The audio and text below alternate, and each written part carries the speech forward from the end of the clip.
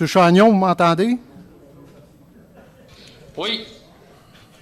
Alors, rebonsoir à tous. Bienvenue à l'Assemblée ordinaire du Conseil municipal de Ville de Latuc, ce mardi, 16 juillet 2019 à 19h presque 30, 19h30. Alors, l'adoption de l'ordre du jour, tout le monde en a reçu copie. Il ne sera pas nécessaire de la lire. Donc, ça me prendrait un proposeur et un secondeur. Je propose. M. Manta et M. Chagnon. Alors, 3A, adoption du procès-verbal de l'ajournement de l'Assemblée ordinaire du 21 mai 2019, tenu le 18 juin 2019. En fait, cette assemblée-là, c'était sur la question de l'installation d'une roulotte restaurant sur le terrain situé à l'intersection des rues Saint-Joseph et Saint-Antoine en projet pilote. Alors, ça me prendrait un proposeur et un secondeur. S'il n'y a pas de modification, M. le greffier? Non, aucune pas de modification? M. le maire. Alors, proposé par Je propose. M. Manta, Appuyé. M. Martel. Alors, AB, adoption du procès-verbal de l'Assemblée ordinaire du 18 juin 2019. Est-ce qu'on a des changements, commentaires? M. le greffier? Pas à mon niveau, M. le Au maire. revoir. Jean, est-ce que tu t'en fais le proposeur? On peut proposer. Je vais seconder. Alors, M. Duchesneau et Mme Bérubé. En termes de suivi, il y en avait quelques-uns. D'abord, il y avait toute la question à Carignan du démantèlement du parc municipal près de l'ancienne école qui appartient aujourd'hui à M. Pierre Lepage. Alors, je vais faire un point un peu plus tard sur cette question-là. J'imagine aussi qu'il y a des gens dans la salle qui vont sûrement poser des questions. On va faire un suivi sur ce point-là, en fait. Également, il a été question du camping à la croche, utilisation de plages et chantiers aussi à la croche. Alors, on va faire aussi un bout de chemin tantôt sur ces questions-là. Également, en ce qui a trait au camping de parents.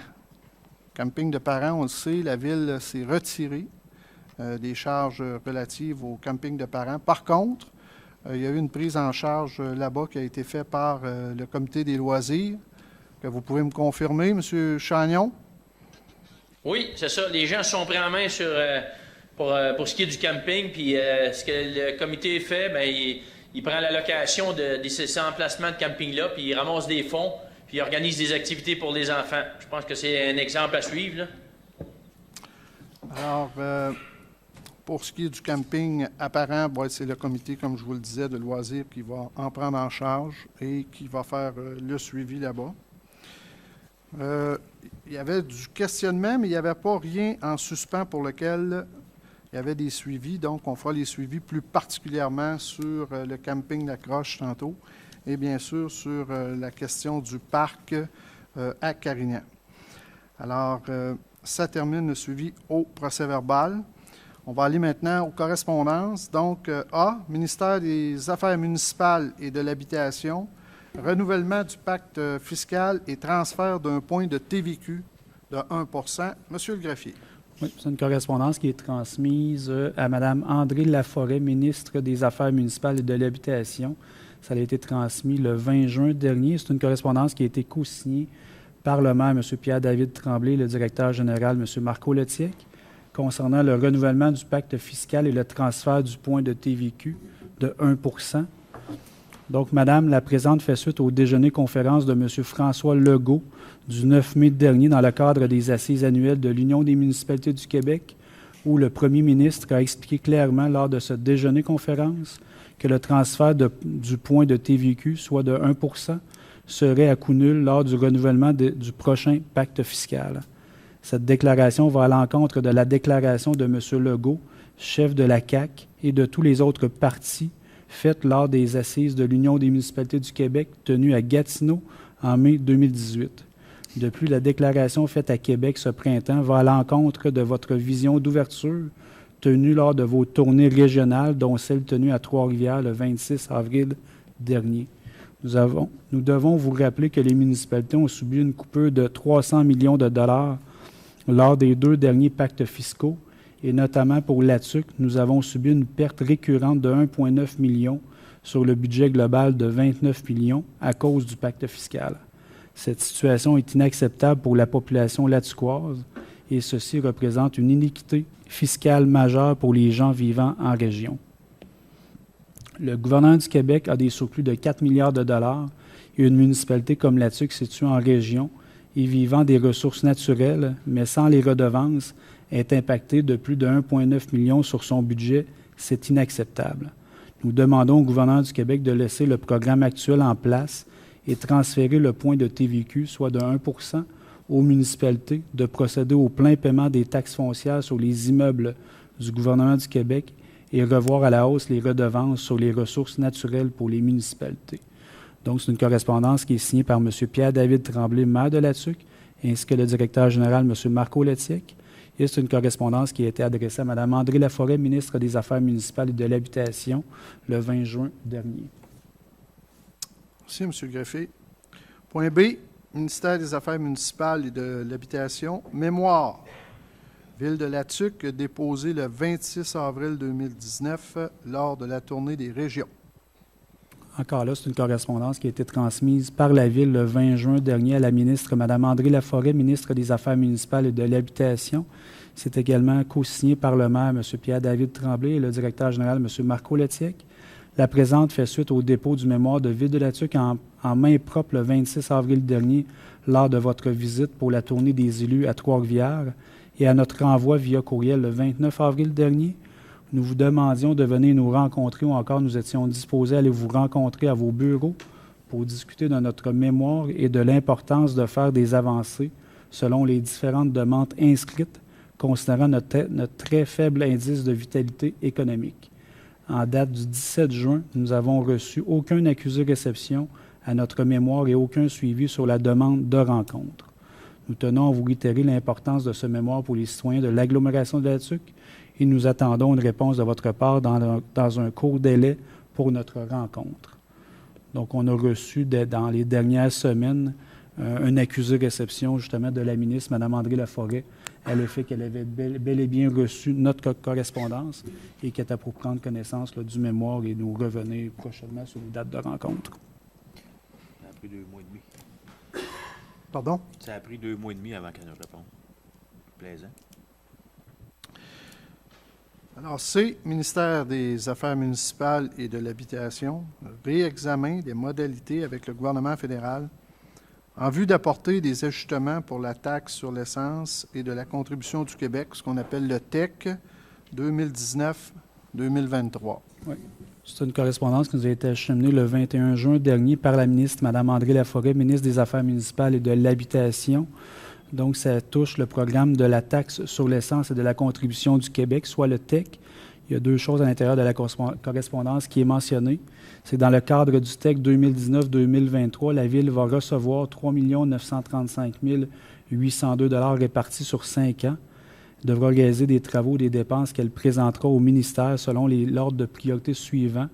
Donc, il y a 4 ordres de priorité, soit l'installation, la mise aux normes et la mise à niveau des équipements d'eau potable et d'assainissement des eaux, les études qui visent à améliorer la connaissance des infrastructures municipales, le renouvellement des conduites d'eau potable et d'égouts, et la voirie locale, les infrastructures liées à la gestion des matières résiduelles, les infrastructures visant le déploiement d'un réseau Internet haute vitesse et les travaux d'amélioration énergétique des bâtiments, ainsi qu'à la construction ou la rénovation d'infrastructures municipales à vocation culturelle, communautaire, sportive ou de loisirs.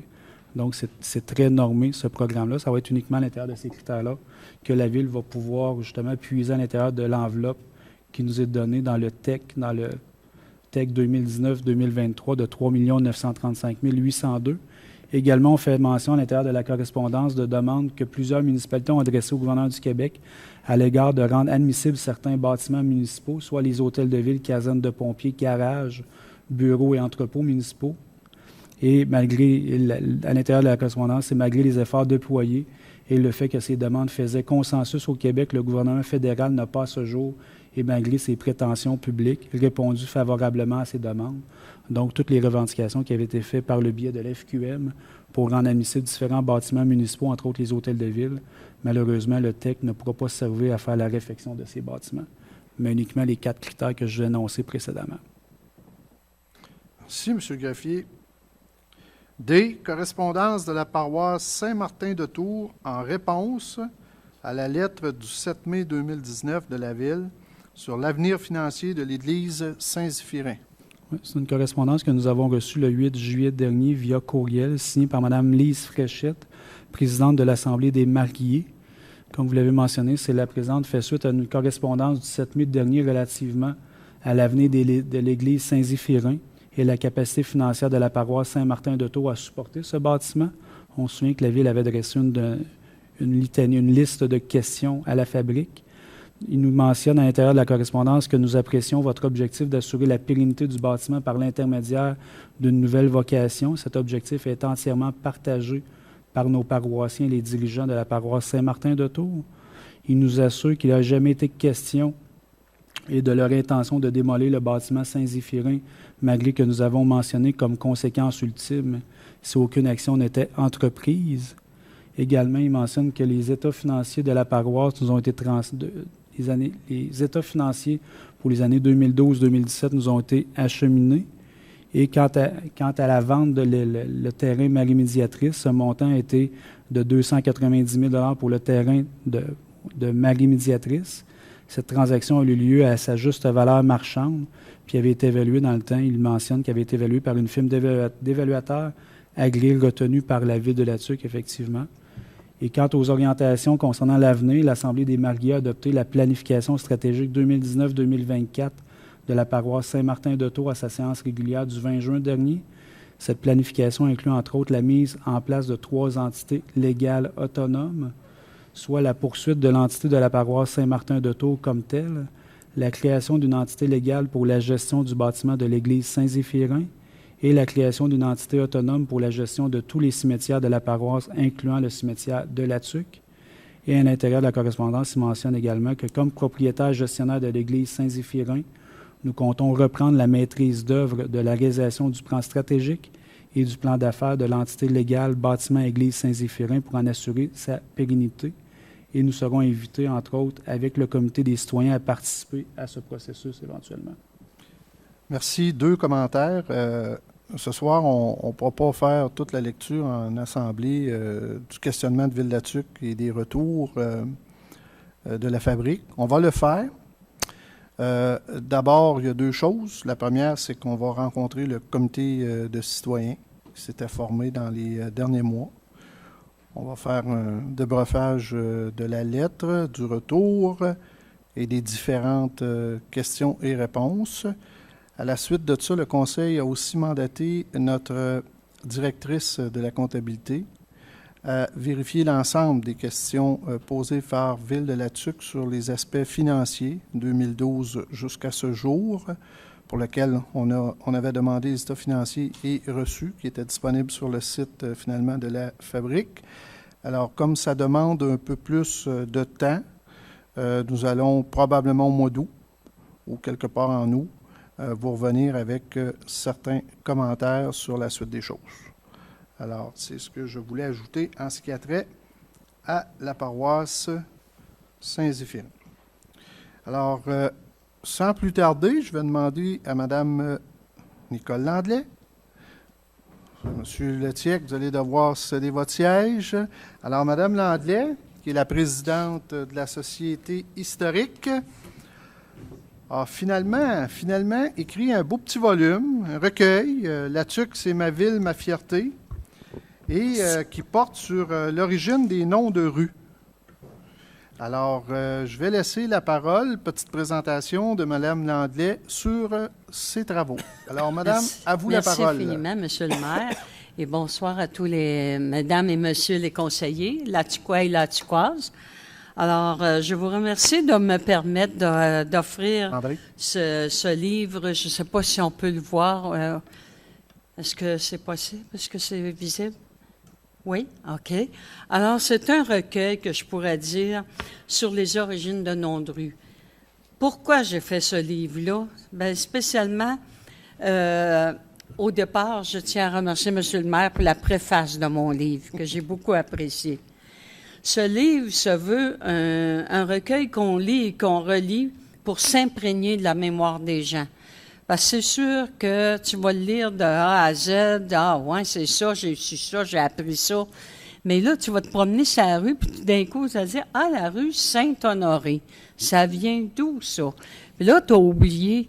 C'est pour ça que régulièrement, vous allez retourner là-dedans, vous allez redécouvrir des choses. Ah, j'avais oublié ça, ça signifie telle chose, c'est grâce à tel monsieur ou à telle mère, ainsi de suite. Tel lieu, pourquoi ça s'est bâti, comme si on prend l'avenue Brown, les frères Brown qui ont construit l'usine à La Tuque quand elle s'est développée. Puis, comment m'est venu ce travail-là? C'est qu'au départ, je faisais de la généalogie. J'étais dans ma 2e ou 3e génération, qui est mon grand-père, Idola Duchesne. Puis là, je continue, puis là, mais je savais pas. Moi, je vais parler de mon travail à sa fille, qui a 97 ans. Ben, elle me dit, ton grand-père était échevin. J'ai dit, voyons donc. Elle dit, oui, de 1925 à 1929. Fait que là, moi, là, ça rentre par une oreille, mais tu sais que j'ai comme oublié ça. Tout d'un coup, je reviens, je suis rendu 8, 9, 10e génération. Je voulais savoir, écoutons, c'était qui le maire, puis avec qui étaient les échevins à l'époque. Ça fait que j'étais à la municipalité et l'archiviste me référait le livre de M. Lucien Filion, La Tuque à travers ses mers, 1911 à 77. Fait que là, je découvre chaque mère selon les époques. Puis, en 1925, ben, j'ai allé précieusement voir quoi. Je m'aperçois que c'est le maire François-Xavier Lamontagne. Mon grand-père Duchesne est dans Échevin. Puis, il y a monsieur Hector Lamotte. Lui, mon grand-père Duchesne, à l'époque, il était contremaître à l'usine de Brown Corporation. Et Hector Lamotte était bijoutier. Mais Hector Lamotte, c'est le frère de mon grand-père Lamotte, le père à ma mère. Fait que j'avais mon grand-père et mon grand-oncle en même temps à la table des échevins. Fait que j'ai dit, c'est tout un développement, une découverte. Alors, suite à ça, j'ai dit, je vais voir, quand je fais la fin du livre à M. le maire, il y a 6 pages qui ont marqué « Historique des noms de rue ». Fait que je commence à lire ça. Saint-Honoré, tiré du nom du même saint. Saint-François, tiré du nom du même saint, tout ça. Fait que j'ai dit, c'est pas pire. Là, il donne Wenceslas, c'est tiré du maire qui était déjà un des premiers maires de la municipalité. Fait que ça arrête en 77. Il y a 6 pages. Je compte les rues. Il y a 40 rues. Ouais, mais j'ai dit, j'étais en 2016, moi. Qu'est-ce qui s'est passé entre les deux époques? Fait que j'ai dit, comment je vais découvrir ça? Et c'est là que je suis venue à la municipalité. Elle me dit, c'est dans les délibérations des conseils de ville de 1977 à aujourd'hui, tu vas trouver ça. Mais c'est parce que ces délibérations-là, il y avait une partie qui avait été remise à la Société historique. Mais quand vous faites un ordre du jour, c'était pas expliqué à Varia, nouvelle rue nommée. Fait que j'ai été obligée de lire de A à Z, mois par mois, année après année, pour essayer de découvrir les rues qui ont été nommées à travers ces années-là, jusqu'en 2016. Puis en 2016, bien là, on pouvait retrouver sur le site Web. Fait que c'était plus facile pour moi de lire, mais encore là, toujours de la même façon. Fait que c'est comme ça que j'ai entrepris ma recherche de 2016 à 2018, pendant 2 ans. Puis ensuite, quand moi, j'ai resté dans le 4000, ce qu'on appelait la Haute-Mauricie, avant qu'elle se fusionne, c'est qu'on avait la route 1, 2, 3, 10, ainsi de suite, tu sais. Fait que là, le plan vert qui est arrivé au niveau du gouvernement, mais on dit quand il y a eu la fusion, on va donner une lettre d'arbre à chaque rue. Ça fait que c'était bien beau, ça. Fait que là, je regarde dans la toponymie, la commission de la toponymie, abricotier, non tiré de l'arbre. Alisier, non tiré de l'arbre. Hey, c'était plate, hein? J'ai dit, c'est bien sûr, mais c'est quoi cet arbre-là? Je le connais pas. Fait que j'ai été chercher l'encyclopédie du dictionnaire Larousse que j'avais. J'ai été chercher chaque arbre. Et là, j'ai découvert que tel arbre servait pour la parqueterie, pour la marqueterie, pour son essence, pour son bois, ainsi de suite. Fait que j'ai tout détaillé, chaque rue de la Haute-Mauricie d'arbres par sa fonction, où on le retrouvait, où il était dans les pays chauds, en Afrique du Sud, tout ça, ainsi de suite.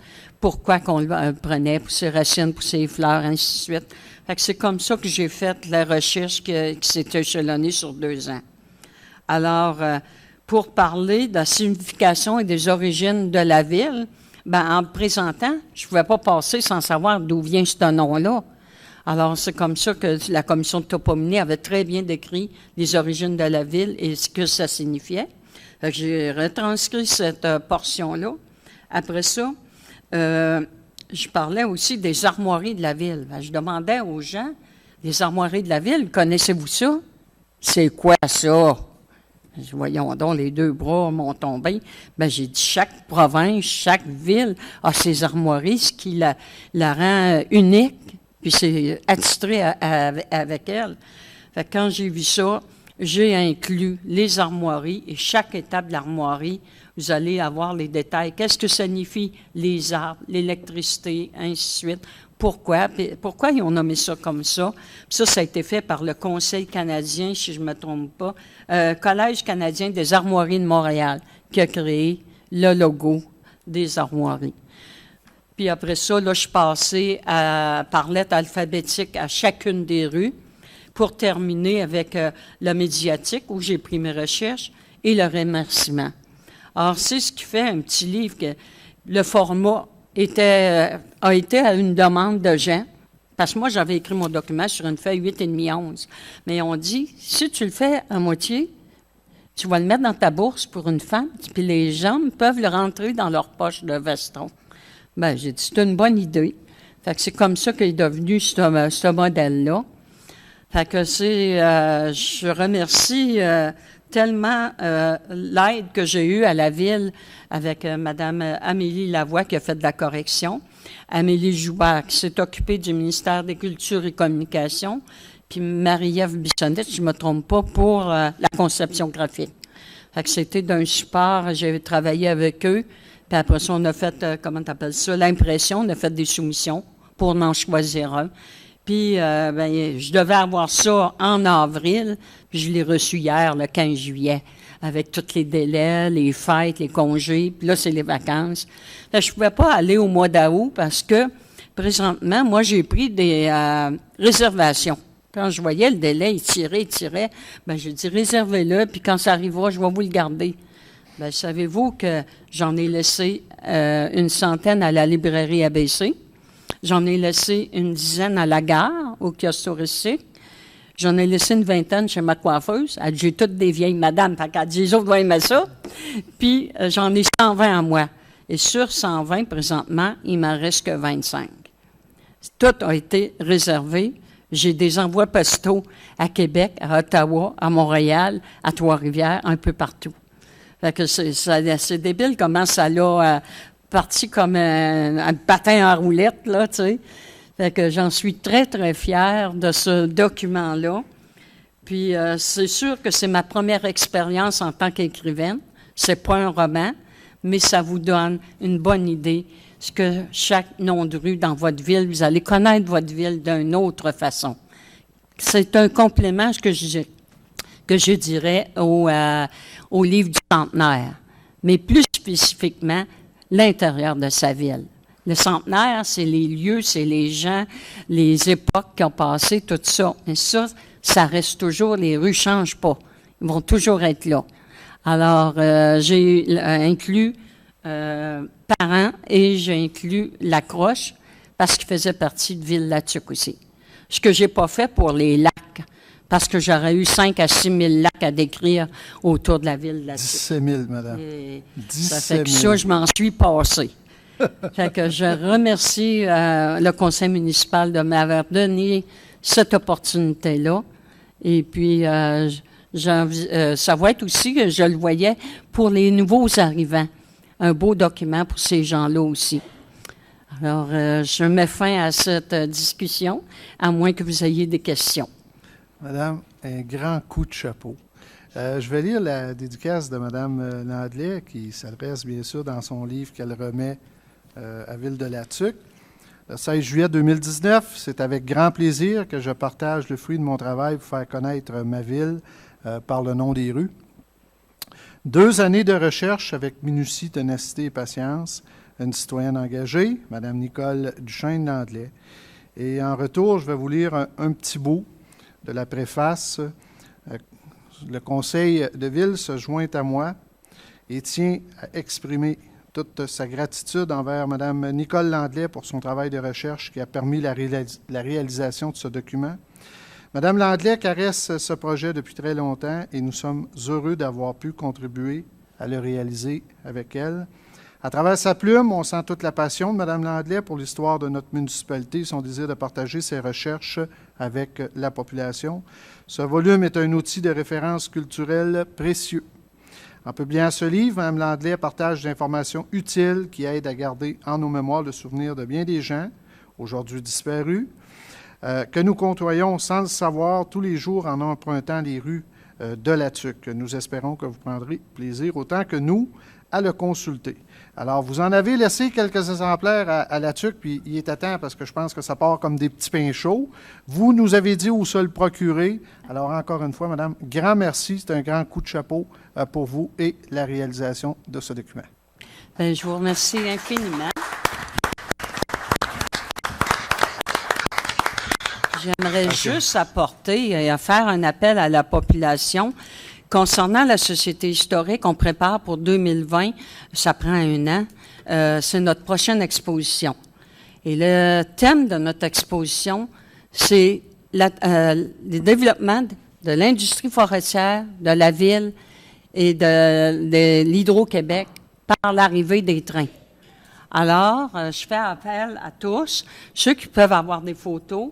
J'ai déjà comme 17 noms de gens qu'on peut interviewer qui ont travaillé dans ce domaine-là. Des fois, c'est du père, du grand-père, ainsi de suite. Et puis, je vais faire un montage pour que notre prochaine exposition soit tout le temps intéressante pour tous. Et je tiens à vous informer en même temps que dimanche dernier, on a fêté la retraite de M. et Mme Raymond Maillet, dû à des problèmes de santé, surtout pour M. Maillet.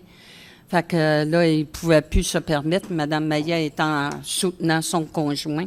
Fait qu'ils ont démissionné. Fait que j'ai 3 postes vacants à la société. Fait que ceux qui seraient intéressés, qui veulent faire un petit bout de chemin, ça me fera plaisir de les accueillir. Alors, l'appel est lancé. On vous demande de venir vous placer en avant. On va prendre une petite photo avec les membres du conseil puis votre volume. D'accord. Je suis passé vite, je vais arriver trop tard, Madame Langlais. Désolé. On va prendre vous avez d'écran.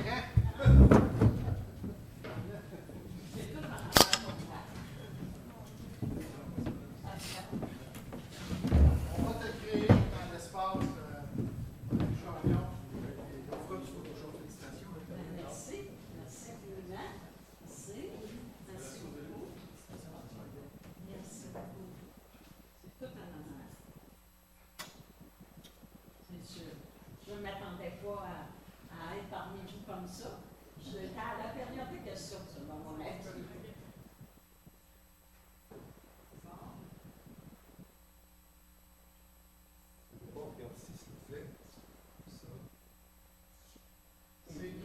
Merci à toi. Je vous invite à chanter.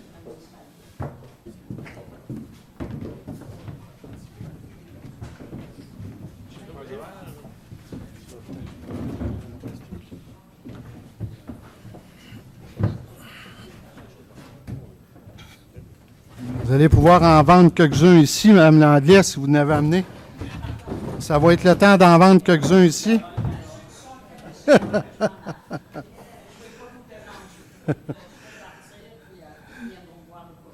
Merci. Alors, M. le greffier, point 5, rapport des permis de construction pour le mois de juin 2019. 203 permis pour une valeur de 1 707 613 $. Oui, au niveau de l'émission des permis de construction pour le mois de juin 2019, on en compte, comme vous l'avez dit, 203 permis pour pour une valeur de 1 707 613 $ comparativement au mois de juin 2018, où ce qu'on en comptait 242 pour une valeur de 1 537 152 $. Donc, au niveau de l'écart, on a 39 permis d'émis de moins, sauf qu'un écart au niveau du montant d'argent, de la valeur, donc un écart positif de 170 461 $.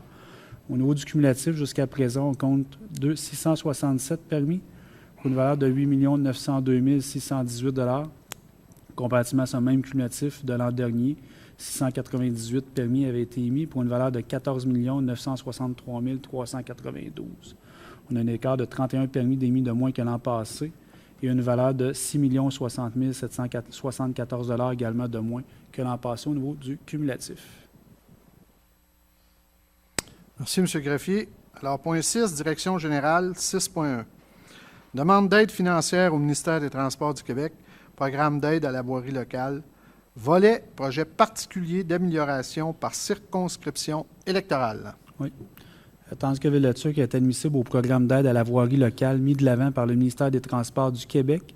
Donc, en conséquence, résolu que ce conseil municipal autorise le directeur du service technique et travaux publics, M. Léo Loisel, à présenter une demande d'aide financière auprès du ministère des Transports du Québec dans le cadre du programme d'aide à la voirie locale, volet pour les projets particuliers d'amélioration par circonscription électorale. Donc, il y a une subvention qui est demandée au niveau du ministère des Transports de 65 500 $ pour la valeur du projet totalisant 125 000 $. Proposé par Je propose. M. Manta, Appuyé. M. Martel. 6.2. Autorisation de signature, entente de partenariat avec Hydro-Québec pour le déploiement de bornes de recharge pour véhicules électriques. Oui. Attendu qu'Hydro-Québec souhaite promouvoir le déploiement d'une infrastructure de bornes de recharge publique pour véhicules électriques pour favoriser l'autonomie des véhicules électriques. Attendu la volonté du Conseil d'établir un partenariat avec Hydro-Québec pour accorder un droit d'occupation des terrains requis pour la construction et l'exploitation des stations de recharge en vue de l'implantation de bornes de recharge pour véhicules électriques sur notre territoire.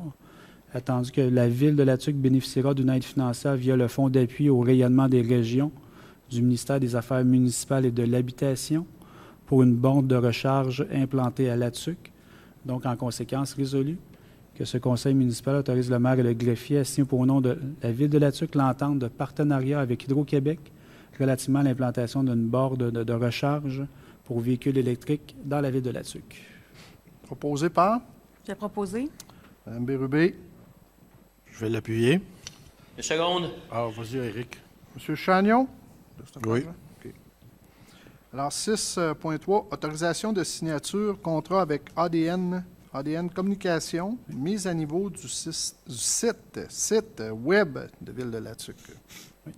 Attendu que la Ville de La-Tuque désire actualiser et bonifier son site Web et qu'une mise à niveau est nécessaire, dont la migration du contenu sur une plateforme améliorée est disponible par son fournisseur actuel avec le service Web, soit ADN Communication. Attendu qu'en vertu de la loi sur les cités et villes, la Ville de La-Tuque peut octroyer un contrat de gré à gré relatif à des services découlant de l'utilisation de logiciels ou de progiciels. Donc, en conséquence, résolu que ce conseil municipal autorise la directrice du service des communications, soit Mme Hélène Langlais, à signer pour nom de la Ville de La-Tuque le contrat de gré à gré avec l'entreprise ADN Communication au montant de 23 900 $ taxes exclues pour la mise à niveau du site Web de la Ville de La-Tuque. Alors, proposé par Je propose. M. Manta et M. Martel. C'est bien ça? Alors, on y va au niveau du greffe. M. Jean de chez nous, je vais vous passer la parole. On y va. Comme d'habitude, s'il y a des gens qui sont interpellés ou qui sont concernés pour les demandes de dérogation mineure, vous avez l'opportunité de venir au micro et de vous exprimer. Donc, on va y aller avec la première demande de dérogation, qui est la 2019-023 au 1081 rue des Cèdres. Oui. Attendu l'avis public paru sur le site Web de la Ville, attendu que la dite demande consiste à permettre la construction d'un garage avec une façade de 7,92 mètres plutôt que 7,32 mètres, ainsi qu'une superficie de 63 mètres carrés plutôt que de 54 mètres carrés, permettant ainsi d'avoir une superficie totale de bâtiments accessoires de 134 mètres carrés plutôt que de 111 mètres carrés, et permettre également d'avoir une hauteur d'un garage de 6,40 mètres plutôt que de 5,18 mètres, le tout tel que requis par la réglementation actuelle. Attendu l'avis défavorable donné par le comité consultatif, attendu que la parole est donnée à toute personne désirant se faire entendre. Donc, en conséquence, résolu que la demande de dérogation mineure numéro 2019-23 soit acceptée ou refusée. Alors, je vais me faire le proposeur pour refuser cette demande de dérogation. Je vais appuyer. Appuyé par Caroline Bérubé. Merci. On y va pour la suivante. La demande de dérogation mineure 2019-024 au 299 rue du Coteau. Oui. Attendu l'avis public paru sur le site Web de la Ville. Attendu que la dite demande consiste à permettre la construction d'un garage. Attendu l'avis favorable donné par le comité consultatif d'urbanisme. Attendu que la parole est donnée à toute personne désirant se faire entendre. Donc, en conséquence, résolu que la demande de dérogation mineure numéro 2019-24 soit acceptée ou refusée. Alors, je vais me faire le proposeur pour accepter cette demande de dérogation. Et ça va me prendre le secondaire. Je vais seconder. Secondé par Roger Manta. La prochaine, c'est la demande de dérogation mineure 2019-025 au 1 Lac Paul. Attendu l'avis public paru sur le site Web de la Ville. Attendu que la dite demande consiste à permettre la construction d'un garage. Attendu l'avis favorable donné par le comité consultatif d'urbanisme. Attendu que la parole est donnée à toute personne désirant se faire entendre. Donc, en conséquence, résolu que la demande de dérogation mineure numéro 2019-25 soit acceptée ou refusée. Alors, je vais me faire le proposeur pour accepter cette demande de dérogation. Et ça va me Je prendre... seconde. Secondé par Éric Chagnon. Merci, Éric. On y va avec les demandes d'occupation du domaine public permanente de l'immeuble situé au 48 rue La Violette, la succession de Mme Béatrice Lebel. Oui. Attendu qu'une demande d'autorisation d'occupation du domaine public à titre permanent de l'immeuble situé au 48 rue La Violette a été déposée à la Ville par M. Bernard Gagnon pour la succession de Mme Béatrice Lebel afin de régulariser des empiètements sur la propriété municipale, soit sur la rue La Violette. Attendu l'avis favorable donné par le comité consultatif d'urbanisme. Attendu que la Ville ne subit aucun préjudice. Donc, en conséquence, résolu que ce conseil municipal autorise de façon permanente l'occupation du domaine public à titre permanent de les empiètements, soit l'escalier, la frise, la maison, la galerie et le muret sur le lot municipal, soit le lot numéro 5 330 070. Merci. C'est l'une des premières maisons du quartier Bel-Air, entre autres. Alors, je vais me faire le proposeur de cette demande pour accepter cette demande d'occupation du domaine public. J'appuie. Appuyé par Luc Martel. La suivante, c'est une demande d'occupation du domaine public permanente de l'immeuble situé au 579 rue Kitchener, Madame Camille Giroux. Oui. Attendu qu'une demande d'autorisation d'occupation du domaine public à titre permanent de l'immeuble situé au 579 rue Kitchener a été déposée à la Ville par Mme Camille Giroux afin de régulariser des empiètements sur la propriété municipale, soit sur la rue Kitchener. Attendu l'avis favorable donné par le comité consultatif d'urbanisme, attendu que la Ville ne subit aucun préjudice. Donc, en conséquence, résolu que ce conseil municipal autorise de façon permanente l'occupation du domaine public afin de régulariser les empiètements, soit l'empiètement de la haie sur le lot municipal, soit sur la rue Kitchener, le lot numéro 5 330 316. Merci. Alors, je vais me faire le proposeur, là aussi, pour accepter cette demande d'occupation du domaine public. Je vais seconder. Et appuyé de Roger Manta. La prochaine, c'est une autorisation, une demande de rénovation d'immeuble situé au 333 rue Saint-Joseph, Madame Melissa Blackburn, pour le plan d'implantation et d'intégration architecturale. Oui, attendu qu'une demande de rénovation de l'immeuble situé au 333 rue Saint-Joseph, présentée par Mme Melissa Blackburn, consiste à permettre le retrait d'une colonne suite à un accident survenu l'année dernière. Attendu l'avis favorable donné par le comité consultatif d'urbanisme, en conséquence résolu que ce conseil municipal accepte le plan d'implantation et d'intégration architecturale déposé par Mme Melissa Blackburn concernant l'immeuble situé au 333 rue Saint-Joseph. Merci. Je vais me faire le proposeur pour accepter cette demande et ça va me prendre le secondaire. Je vais seconder. Caroline Bérubé, merci. À 7.7, c'est la nomination du maire suppléant Monsieur Roger Manta. Oui, attendu qu'en vertu de l'article 56 de la loi sur les civils, le conseil municipal désigne pour la période qu'il détermine un conseiller à titre de maire suppléant. Donc, en conséquence, résolu que ce conseil municipal désigne le conseiller du district numéro 4, polyvalent de M. Roger Manta, pour agir à titre de maire suppléant de la ville d'Attuck à compter de maintenant et pour une période de 4 mois, soit jusqu'au 19 novembre 2019. Merci. Alors, moi, je vais me faire le proposeur de cette nomination. Je ne sais pas s'il va y avoir un secondaire ou si ça va être unanime. Le second, en tout cas. Secondé par Luc Martel. C'est de ma place. Pas si c'est unanime, là. Alors, Monsieur le maire, vous tombez en vacances à partir de ce soir et c'est Roger qui prend la place. C'est bien ça que je comprends? Oui, monsieur. Alors, on va changer tout de suite. On va aller au dépôt des lettres de démission de la conseillère du district numéro 2, secteur de Lacroche et couronne rurale, Mme Manon Côté. Oui, je vais vous faire dans un premier temps la lecture de la lettre de Manon Côté, est datée du 26 juin dernier. Lettre à mes citoyens. À l'automne 2017 débutait pour moi une grande aventure puisque je me lançais en campagne électorale. Le 3 novembre, vous avez fait de moi une femme fière et heureuse puisque vous m'avez élu. Dès lors, j'étais prête, j'étais crinquée. En février 2018, une opportunité d'emploi s'offre à moi à la direction générale d'une nouvelle résidence à construire, soit les bâtisseurs de l'Attuck. Et après 19 mois de conciliation entre mon travail à temps très plein et mon rôle d'élu, je me questionne sur le temps qu'il me reste pour vous servir, pour vous représenter tel que je m'étais engagé dès le départ. L'ampleur de mon emploi permanent ne me permet plus d'être à votre service.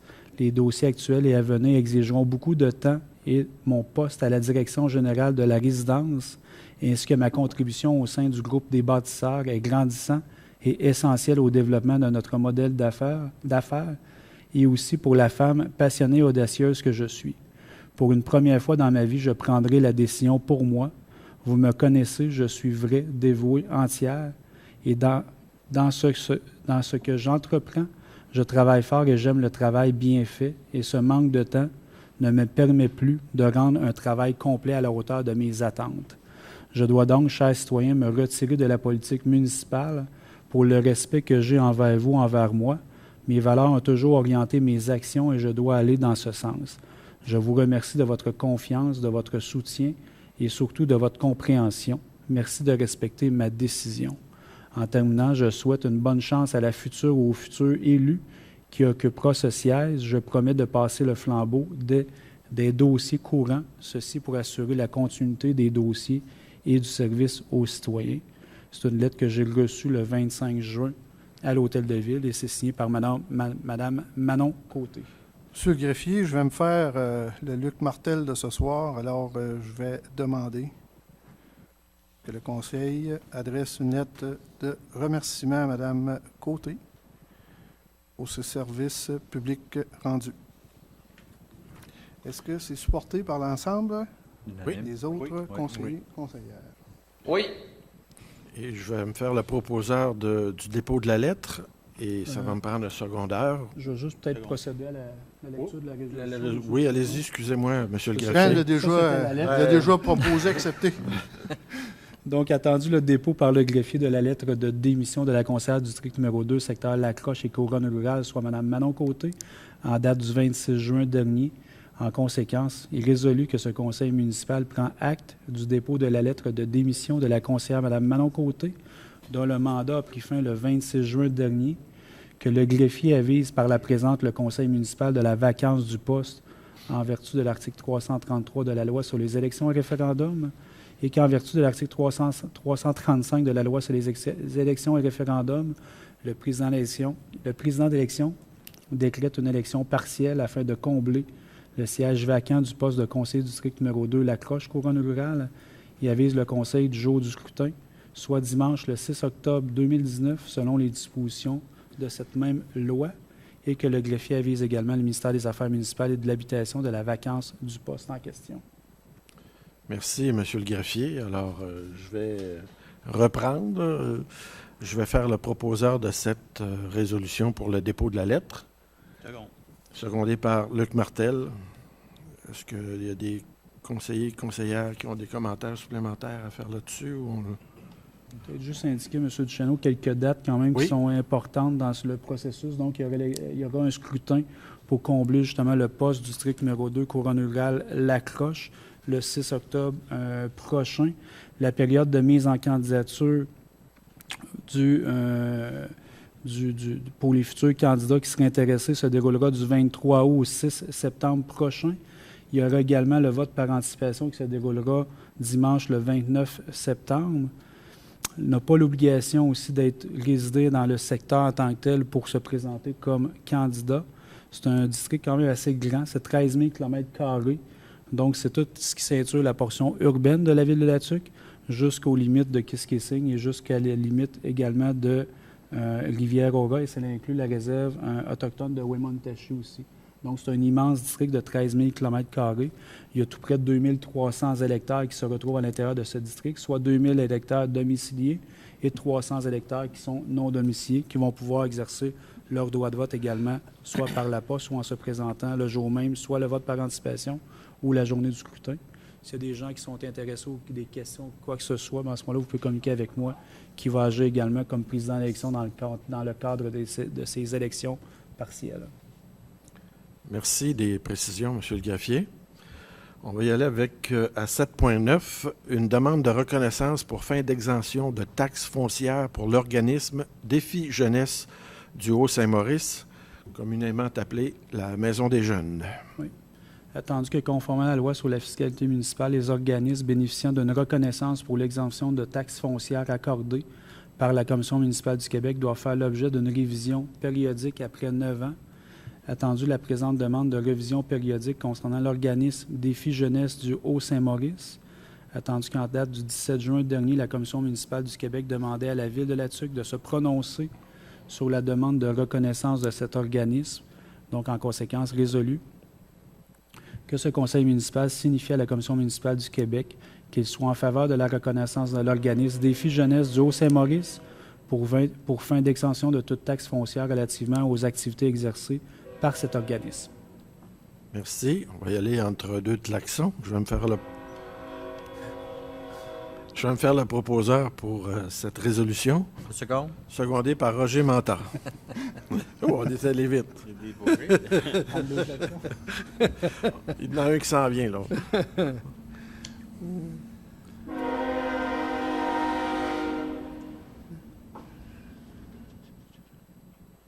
Un autre coup.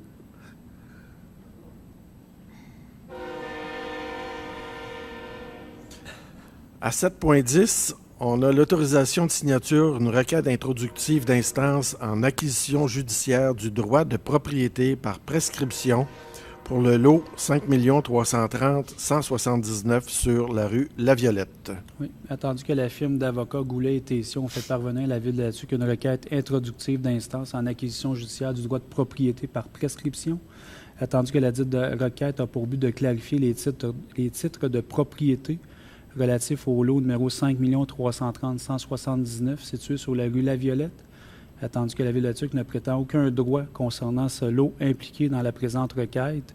Donc, en conséquence, résolu que la Ville de Latuc ne revendique aucun droit de propriété relatif au lot faisant l'objet d'une requête afin d'en clarifier les titres de propriété et que ce conseil municipal autorise également le greffier à signer pour le nom de Ville de Latuc tout document visant à donner effet à la présente résolution. Merci. Je vais me faire le proposeur de cette autorisation de signature. Je vais l'appuyer. Merci, Caroline Bérubé. À 7.11, c'est une autorisation de signature pour le renouvellement du bail de location d'un local d'entreposage avec gestion Rémabec Incorporée. Attendu que le bail de location du local d'entreposage situé au 1053 boulevard du Charme avec gestion Rémabec est venu à échéance le 31 mai dernier, attendu que ce conseil désire renouveler ce bail pour une période de 5 ans. En conséquence, résolu que ce conseil municipal autorise le maire et le greffier à signer pour le nom de Ville de Latuc le bail de location avec gestion Rémabec au loyer mensuel de 1 029 taxes exclues, et ce pour une durée de 5 ans, soit rétroactivement au 1er juin 2019 au 31 mai 2024.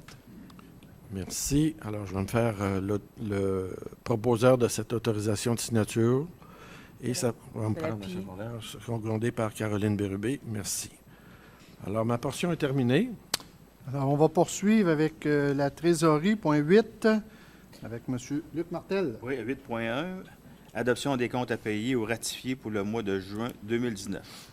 Donc, au niveau des comptes à payer au ratio, le mois de juin 2019, on le retrouve au niveau du fonds d'administration un montant de 2 060 294 $, fonds d'immobilisation 458 165,91 $. Au niveau des salaires nets et remises au gouvernement, 666 604,82 $. Au niveau des cartes de crédit, 12 779,17 $. Et concernant les paiements préautorisés, 37 448,64 $, pour un total de 3 235 292,54 $. Merci. On a eu notre réunion en matin, puis avec tout notre questionnement, on a eu nos réponses. C'est pour ça que je m'en fais le proposeur. Ça me prendra un secondaire. Je vais seconder. M. Manta. 8.2. Règlement numéro 521-2019 décrétant une dépense et un emprunt au montant de 70 000 $ pour l'acquisition de pièces maîtresses pour divers services. Oui. Attendu qu'un projet de règlement fut présenté, qu'un avis de motion avec différentes lectures du présent règlement fut donné lors de l'Assemblée ordinaire tenue le 18 juin dernier par le conseiller M. Luc Martel. En conséquence, résolu que le règlement numéro 521-2019 décrétant une dépense et un emprunt au montant de 70 000 $ pour l'acquisition de pièces maîtresses pour divers services soit adopté tel que rédigé et que cet emprunt soit remboursé sur une période de 10 ans. Merci. Je m'en fais le proposeur. Ça me prendra un secondaire. Je vais seconder. M. Manta. Alors, Terminé, M. le maire. c'est bien, tu as bien Déjà fait ça. fatigué. Point 9, sécurité incendie, on n'a rien. Point 10, travaux publics, services techniques, ça va, on n'a pas de nouveau. Monsieur le greffier, pas de nouveau? Non. Alors, point 11, urbanisme et développement du territoire, je vais laisser la parole à M. Manta. 11.1. Règlement numéro 1000-177-11-2019, modifiant le règlement numéro 1000-177-2014 relatif au zonage de la ville de La Tuque, fabrique de la paroisse Saint-Martin-de-Tours, église secteur Lacroche. Oui. Attendu que la fabrique de la paroisse Saint-Martin-de-Tours a déposé à la ville de La Tuque une demande de modification de zonage conformément à la loi sur l'aménagement et l'urbanisme, attendu que la modification proposée consiste à agrandir la zone commerciale, soit C-601, afin d'y inclure le lot 6 299 072 avec l'immeuble existant, soit le 58 rue principale, c'est l'église située à La Croche, qui fait présentement partie de la zone P-606. Attendu l'avis favorable émis par le comité consultatif d'urbanisme. Attendu qu'un projet de règlement fut présenté et qu'un avis de motion avec différentes lectures du présent règlement fut donné lors de l'Assemblée ordinaire tenue le 21 mai dernier par la conseillère Mme Manon Côté. Donc, en conséquence, résolu que le règlement numéro 1000-177-11-2019, modifiant le règlement relatif au zonage de Ville de La Tuque, soit adopté tel que rédigé. Je vais m'en faire le proposeur. J'aurai besoin d'un secondaire. Je vais l'appuyer. Secondé par M. Duchesneau. En 11.2, avis de motion. Modification du règlement numéro 1000-177-2014 relatif au zonage de la ville de La Tuque, groupe Rémabec, terrain situé au 370 rue Saint-Michel.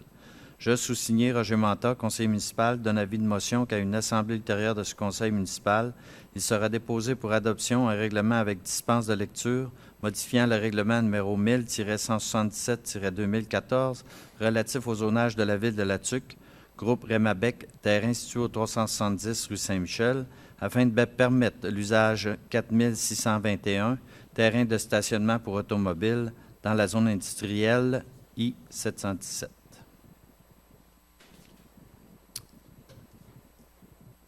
En 11.3.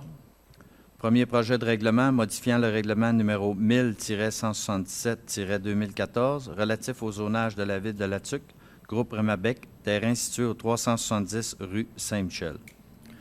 Donc, c'est le projet de règlement. Donc, attendu que la compagnie Groupe Rémabec a déposé à la Ville de La Tuque une demande de modification de zonage conformément à la loi sur l'aménagement et l'urbanisme, attendu que la modification proposée consiste à permettre spécifiquement l'usage 4621, soit terrain de stationnement pour automobiles, dans la zone industrielle I-717, Ces terrains situés au bout de la rue Saint-Michel, l'ancien site où il était situé Transport JMD, qui était propriété de Jean-Marc Dumont.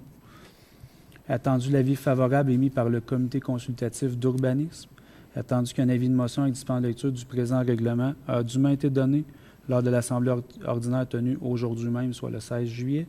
En conséquence, résolu que le premier projet de règlement modifiant le règlement relatif au zonage de Ville-de-la-Tuque soit adopté tel que rédigé. Je fais le proposeur pour l'acceptation du projet de règlement. Ça me prendra un secondaire. Je seconde. Secondé par M. Luc Martel. 11.4. Appui à la Fédération québécoise des municipalités, programme Réno-Région. Oui.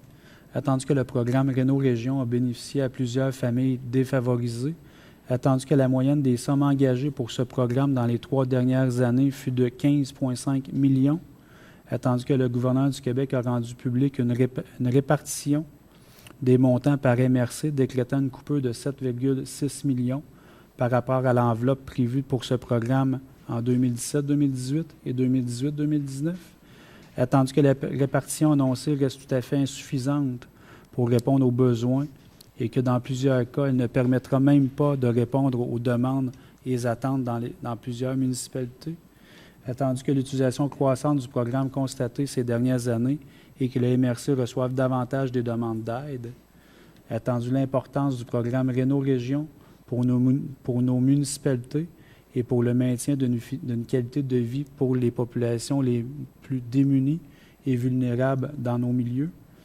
attendu qu'il s'agit d'un outil essentiel pour assurer l'occupation et la vitalité des territoires. Donc, en conséquence, résolu que ce conseil municipal demande à la ministre des Affaires municipales et de l'Habitation et au ministre des Finances de rétablir l'enveloppe de 20 millions du programme Réno-Région pour cette année et d'en assurer la pérennité pour les années à venir, et que cette résolution soit transmise à Mme André Laforêt, ministre des Affaires municipales et de l'Habitation, M. Éric Gérard, ministre des Finances, à la députée de la Violette-Saint-Maurice, Mme Marie-Louise Tardif, à la présidente de la Société d'habitation du Québec, Mme Guylaine Marcoux, ainsi qu'à la FQM et l'Union des municipalités du Québec. Merci beaucoup. Peut-être juste à titre indicatif, pour cette année, la Ville de Tuque dispose d'une enveloppe d'un montant de 36 000 comparativement à l'enveloppe de l'année dernière, où on disposait d'un montant de 86 000 C'est un programme qui est énormément sollicité au niveau de la Ville de Tuque.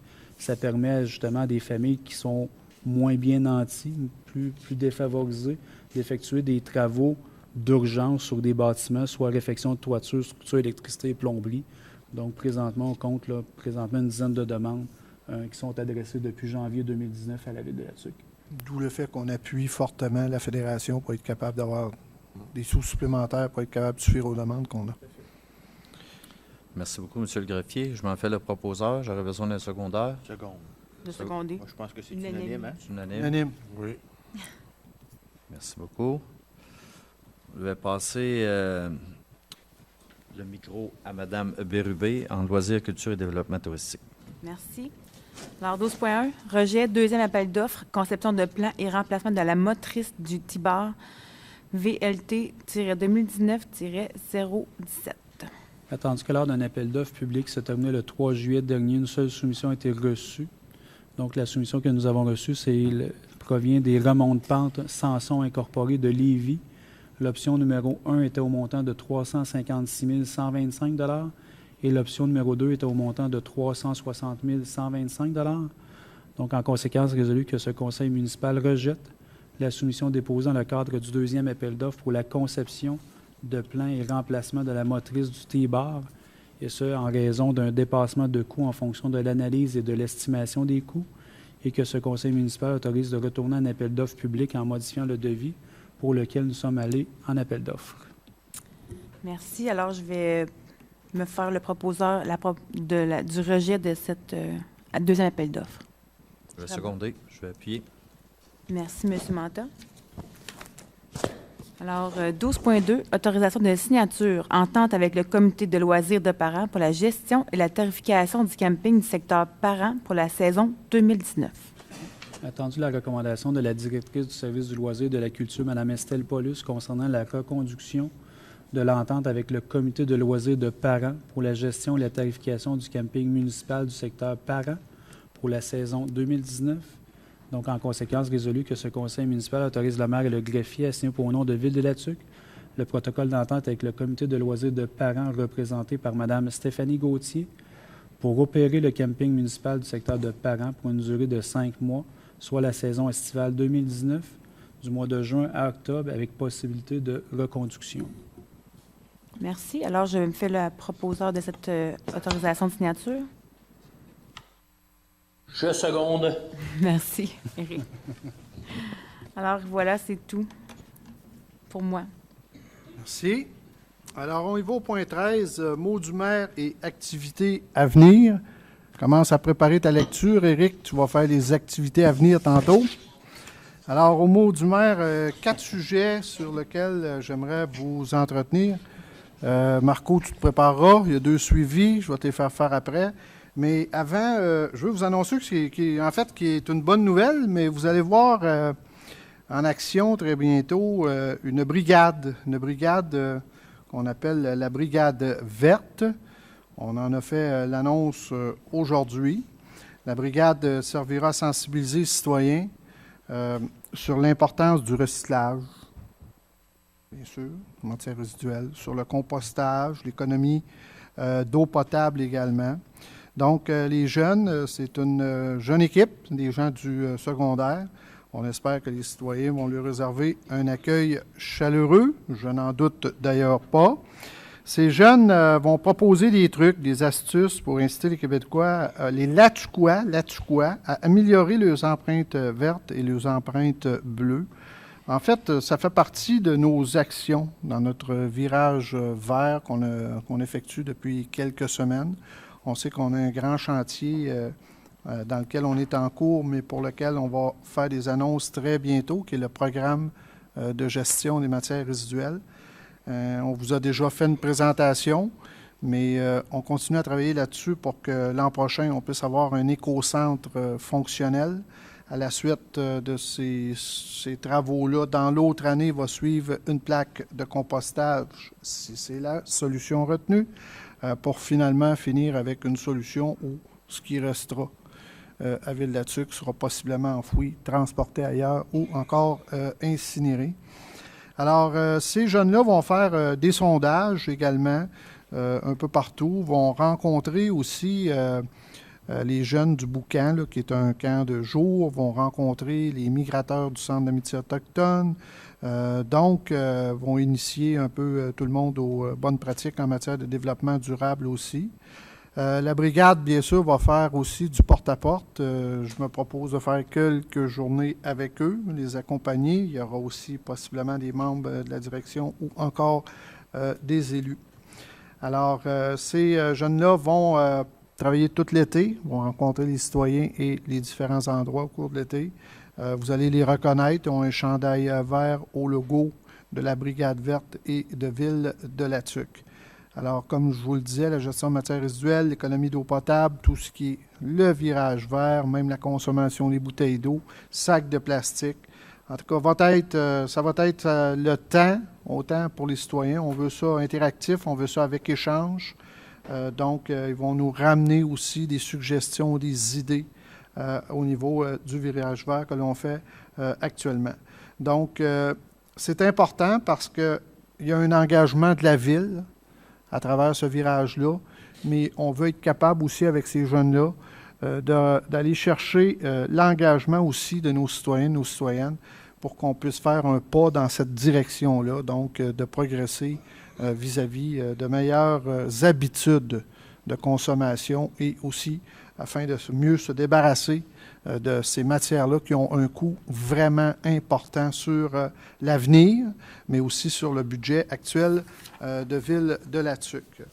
Également, autre retour, c'est sur les compteurs d'eau. Alors, les compteurs d'eau, pour vous donner toute situation à l'heure actuelle, on a 2 chantiers en cours, soit celui sur les ICI qu'on appelle, donc les institutions commerce et industrie. Ça va relativement bien. Il y a 33 compteurs qui sont installés sur les 92 prévus. Donc, on a le tiers de ce chantier-là de réaliser jusqu'à maintenant.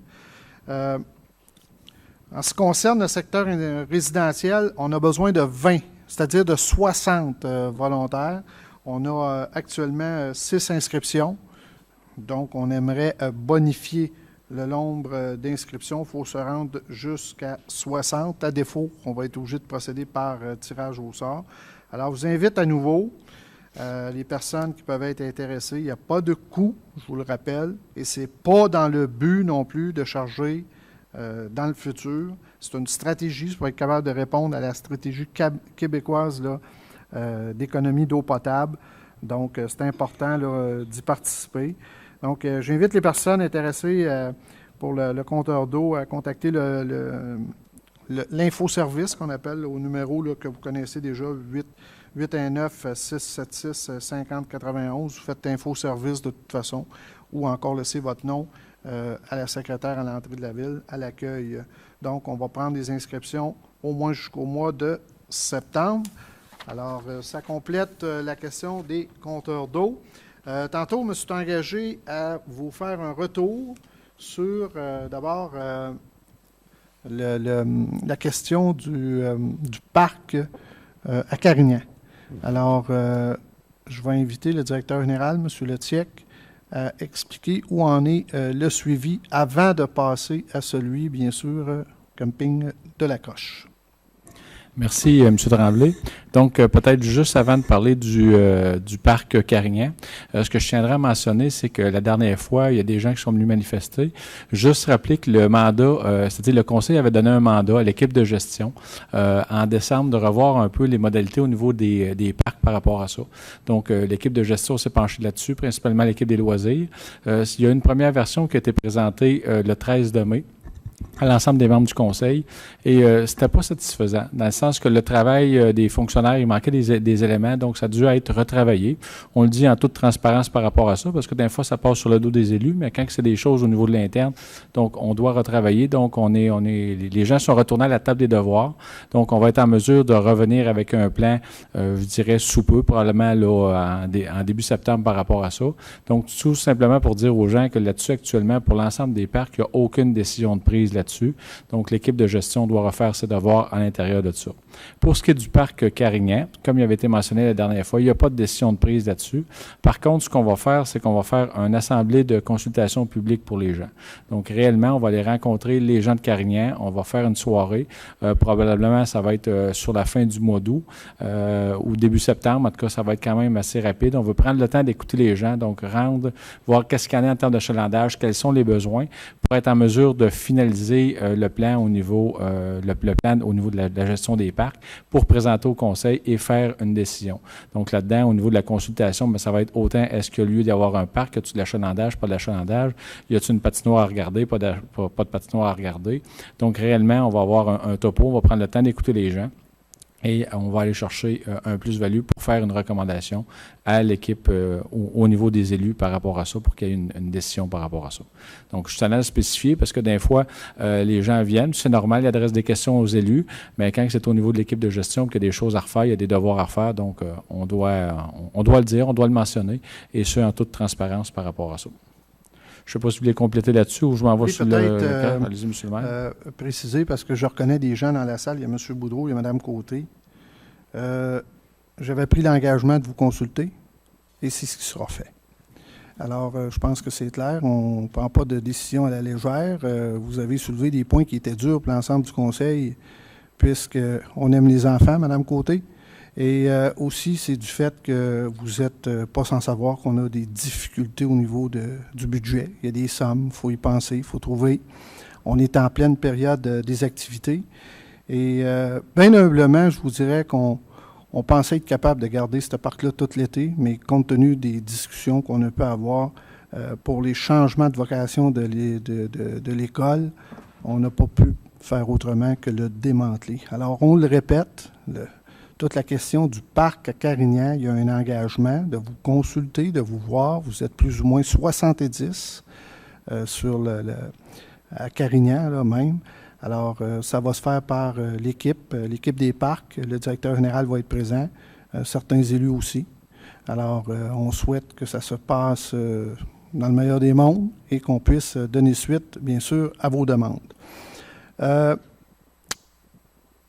On va y aller avec du côté de l'accroche, parce qu'aussi, je vois, il y a peut-être les gens qui étaient concernés par certains retours ne sont pas ici ce soir, mais je vais me permettre quand même d'expliquer que le camping à l'accroche, je vais revenir en vous disant que c'est une décision qu'a pris le Conseil de façon unanime. On ne veut plus faire la gestion des campings. D'ailleurs, on a fermé celui de Parent. Fort heureusement, il y a des gens au niveau du comité loisirs qui l'ont repris et vont prendre charge du camping. On souhaiterait, à l'accroche aussi, on n'est pas pressé, que des gens puissent regarder cette possibilité-là. Soit de reprendre le camping parce que nous, ça ne cadre plus dans nos activités. Il pourrait y avoir, sous différentes formes, un partenariat qui pourrait quand même être fait avec Ville de Latuc. On ne fera pas ça en sauvage, là. Ça va se faire transitoirement s'il n'y a pas personne qui utilise ou qui demande à l'utilisation ou à reprendre en charge le camping à l'accroche. On sait qu'on est très limité, on est dans une zone inondable, il faut être raisonnable et réaliste. Les promoteurs qui devaient le prendre ne l'ont pas fait suite à la réunion qu'on a eue plus tôt cette année. Alors, il en demeure pas moins qu'on a pris l'engagement de garder les sentiers ouverts, de garder la plage ouverte, d'ouvrir la barrière. Cependant, il y a du nouveau. Il y aura l'installation de pancartes de baignade interdite. Alors, il ne faut pas être surpris, on est en 2019, on est une municipalité, c'est nos terrains. Donc, on a, comme je vous disais, une responsabilité première, celle d'assurer la sécurité des gens. Ça va se traduire aussi au lac Saint-Louis, parce qu'il y a quand même des gens qui se baignent alors que c'est interdit. Et ça va se faire aussi au Parc des Chutes. Au Parc des Chutes, à l'entrée de la ville. Malheureusement, les gens, il y avait des pancartes, ils les ont enlevées. Ils se baignent. Écoutez, c'est interdit, compte tenu du fait, et je pense que vous allez le comprendre, on n'a pas de sauveteur. Il y en a déjà eu, il n'y en a plus. On est soumis à ces règles-là. Une ville est très réglementée. On aurait une noyade, on serait poursuivi. Alors, c'est sûr qu'il va falloir faire suivre. On a des avis juridiques sur cette question-là. On a été avisé aussi par les assurances. Alors, il y aura installation de pancartes dans ces lieux-là. Par contre, on vous le répète, les sentiers, la plage seront réouvertes. Et si un groupe s'approprie la gestion ou la prise en charge du camping, à ce moment-là, il sera aussi responsable des lieux et d'assurer, peut-être de façon différente, la surveillance des lieux. Alors, je pense que ça complète les informations. On va être disponible dans quelques minutes pour répondre à vos questions, mais je pense que ça complète le tour de la question, à moins que Marco ou Jean-Sébastien, vous vouliez ajouter les informations relatives au camping. Ça va? Alors, M. Chagnon à Parent, directement de Parent, je vais vous inviter à lire les activités à venir, s'il vous plaît. Bon, activité à venir, jeudi Centre-Ville, 18 juillet 2019, le groupe ABBA Revisited. Le 25 juillet 2019, le groupe de Vinyl. Le 1er août 2019, le groupe Kiss. Le 8 août 2019, le groupe canadien Rock Story. Ensuite de ça, le marché public à la place des artisans, le 18, 19, 25, 26 juillet. Et le 1er, le 2, le 8, le 9 et le 15 août. Ensuite, spectacle au parc des générations à compter de 19h, le 19 et 26 juillet. Et le 2, le 9, le 16 août. La fête du soccer, le 20 juillet. Cinéma en plein air au Parc Saint-Louis, le 23 et 30 juillet. Ainsi que le 6 août, à compter de 20h30. Bingo organisé par la Corporation de développement communautaire du Haut-Saint-Maurice tous les mardis au Club Latuquois. Vente de garage autorisée le 10 et 11 août. Consultez le site web de la Ville pour connaître les endroits. Salon sport et loisirs le 15 et le 16 août au complexe culturel. Puis plusieurs autres activités publicisées sur le site web de la Ville de Latuc. Moi, je voulais juste passer un petit message aux gens qui disent qu'il n'y a rien à Latuc, là. Je trouve qu'il y en a pas mal, moi. Puis on se m'énerve, on les met pas Vous êtes toutes. chanceux parce que si vous venez vous promener le soir chez nous à Parent, vous allez entendre quasiment juste le bruit des mouches noires. Fait que, avec une liste comme ça, je pense que les gens devraient être quand même pas mal contents. Merci. Merci, Éric. Alors, on va passer aux commentaires des conseillers. Il te restait-tu quelque chose dans ta besace? Éric, as-tu des commentaires? Oui, j'avais des points à parler. Vas-y. OK. Juste pour vous donner peut-être une petite anecdote, j'ai fait il y a quelques semaines une collecte de déchets à Parent. Puis quand on parlait tantôt que c'est pas facile la vie de politicien, on en mange des bonnes des fois, puis on mange des coups. Je sais pas ce qu'on fait de pas correct. Des fois, peut-être qu'on a de la misère à s'exprimer ou je sais pas quoi. J'ai organisé une collecte de déchets. Fait que je me suis ramassé avec 3 personnes. 4 en tout avec moi. On a ramassé l'équivalent d'environ 4,45 gallons. Je trouvais ça important de faire une collecte comme ça parce que ça montrait au moins que je m'impliquais là, au niveau de la propreté. Puis je trouvais que c'était utile parce que justement, après un hiver de passer, il y avait quand même passablement de déchets. Fait que je voudrais remercier les personnes suivantes, Hélène Villemur, M. Danny Casoni et M. Jean Lavoie. Eux autres, je dirais qu'ils ont gagné le premier prix au moins de l'environnement. Puis j'aimerais ça décerner un prix citron parce qu'il y a un de mes concitoyens qui m'a fait une plainte parce que j'ai fait une collecte de déchets. J'ai quasiment tombé sur le dos. C'est sûr que quand je le vois, ce gars-là, dans la rue, j'avais pas envie d'y serrer la main. J'aurais plus envie d'y serrer d'autres choses que la main, genre le cou. Mais ça se fait pas. Fait que je l'ai pas fait. Fait que ça fait partie des petits chemins de croix qu'on a à vivre là, en tant que politicien. Tu t'impliques, tu fais des travaux, tu fais des choses, puis c'est des gens bêtes qu'on soit. Fait que ça, je voulais en faire part aux gens, juste pour que les gens voient que des fois, c'est un métier qui est bien ingrat. La politique, c'est pas toujours facile. On mange des coups de bâton, des coups entre les deux jambes, on se relève. Des fois, je te dis que c'est dur de marcher debout. Il y avait aussi un autre point. Au niveau des dépotoirs, moi, je suis travailleur forestier saisonnier, puis je vois des dépotoirs sur le territoire, je vois de nos dépotoirs à nous autres. Je voudrais demander aux gens de faire attention à ça parce que on a un super beau territoire, puis il y a des gens, encore aujourd'hui, des adultes qui sont majeurs et vaccinés, comme on dit, qui lancent leurs déchets en pleine forêt. Ça devient des dépotoirs illégaux. Ça n'a pas de bon sens. Après ça, les animaux éparpillent ça. C'est éparpillé au vent. Je trouve ça déplorable d'avoir un si beau territoire, que les gens ne soient pas plus conscients que ça, qu'on a un bel environnement, puis qu'ils le détruisent de ce côté-là. Moi, je sais que quand je vais en forêt, je ramène tous mes déchets, puis j'essaye de garder ça propre le plus possible. Quand je vois des gens là, faire ça, ça me déçoit beaucoup là, de ce côté-là. Ensuite de ça, j'avais un autre point aussi concernant le fonds de gestion des terres publics. Cette année, ça a été retardé un peu. On avait des nouveaux membres, puis on avait des questions à poser à propos de ces fonds-là. Puis nous autres, en tout cas, moi, je parle pour moi, je pense que tout le monde, on a été élus justement pour faire un bon suivi de ces dossiers-là, savoir où va l'argent. Puis je pense que c'est important qu'on pose des questions à savoir on fait quoi avec ça, où ça va. Puis je voudrais peut-être remercier les EC et les associations de villégiateurs d'avoir été patients, mais vous allez venir à bout d'avoir vos sous pour faire vos travaux. J'avais un autre point aussi, là. Je voudrais aussi inviter les gens qui se rendent en forêt à être prudents. On a souvent des restrictions au niveau des feux de cuisson, ces choses-là. On a des interdictions de feu à ciel ouvert. Ça, c'est important de respecter ça.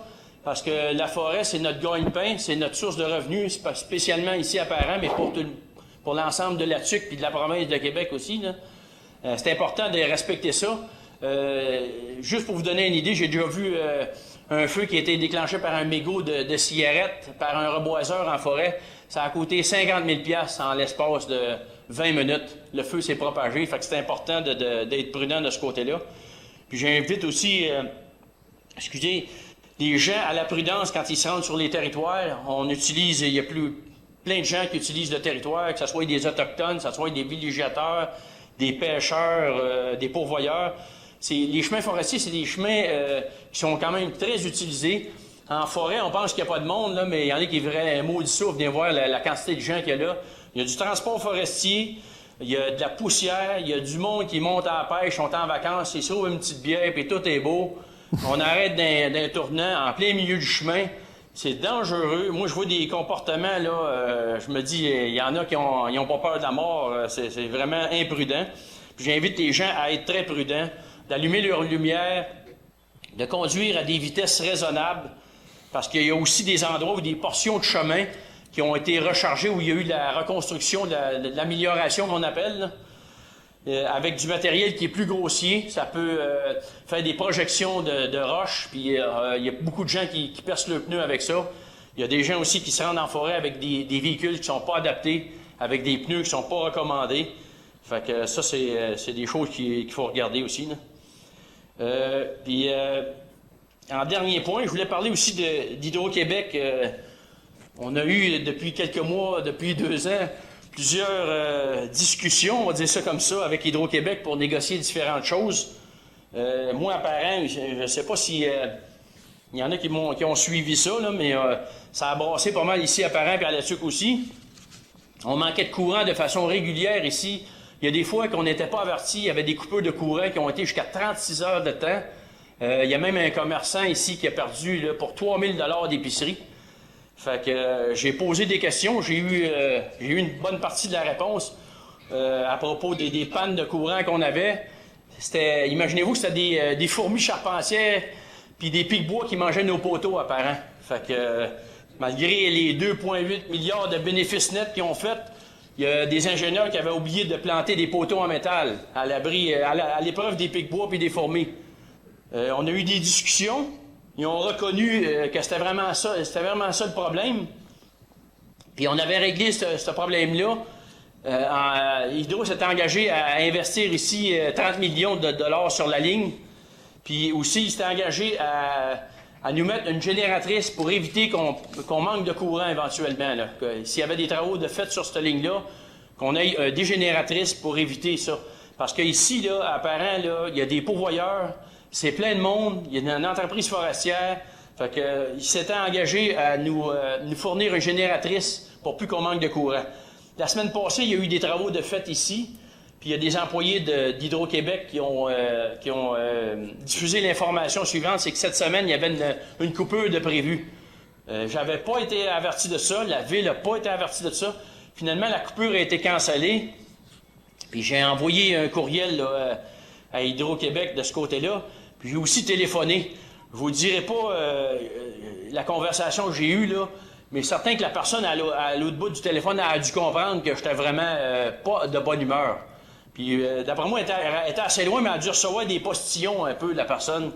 Parce que quand tu t'engages, moi quand je m'engage à faire quelque chose, je le fais, puis j'aime pas ça me faire niaiser. Puis je trouve que des fois, là, Hydro-Québec, là, ils nous niaisent. Puis c'est bien de valeur à dire, des fois, les gens nous trouvent durs.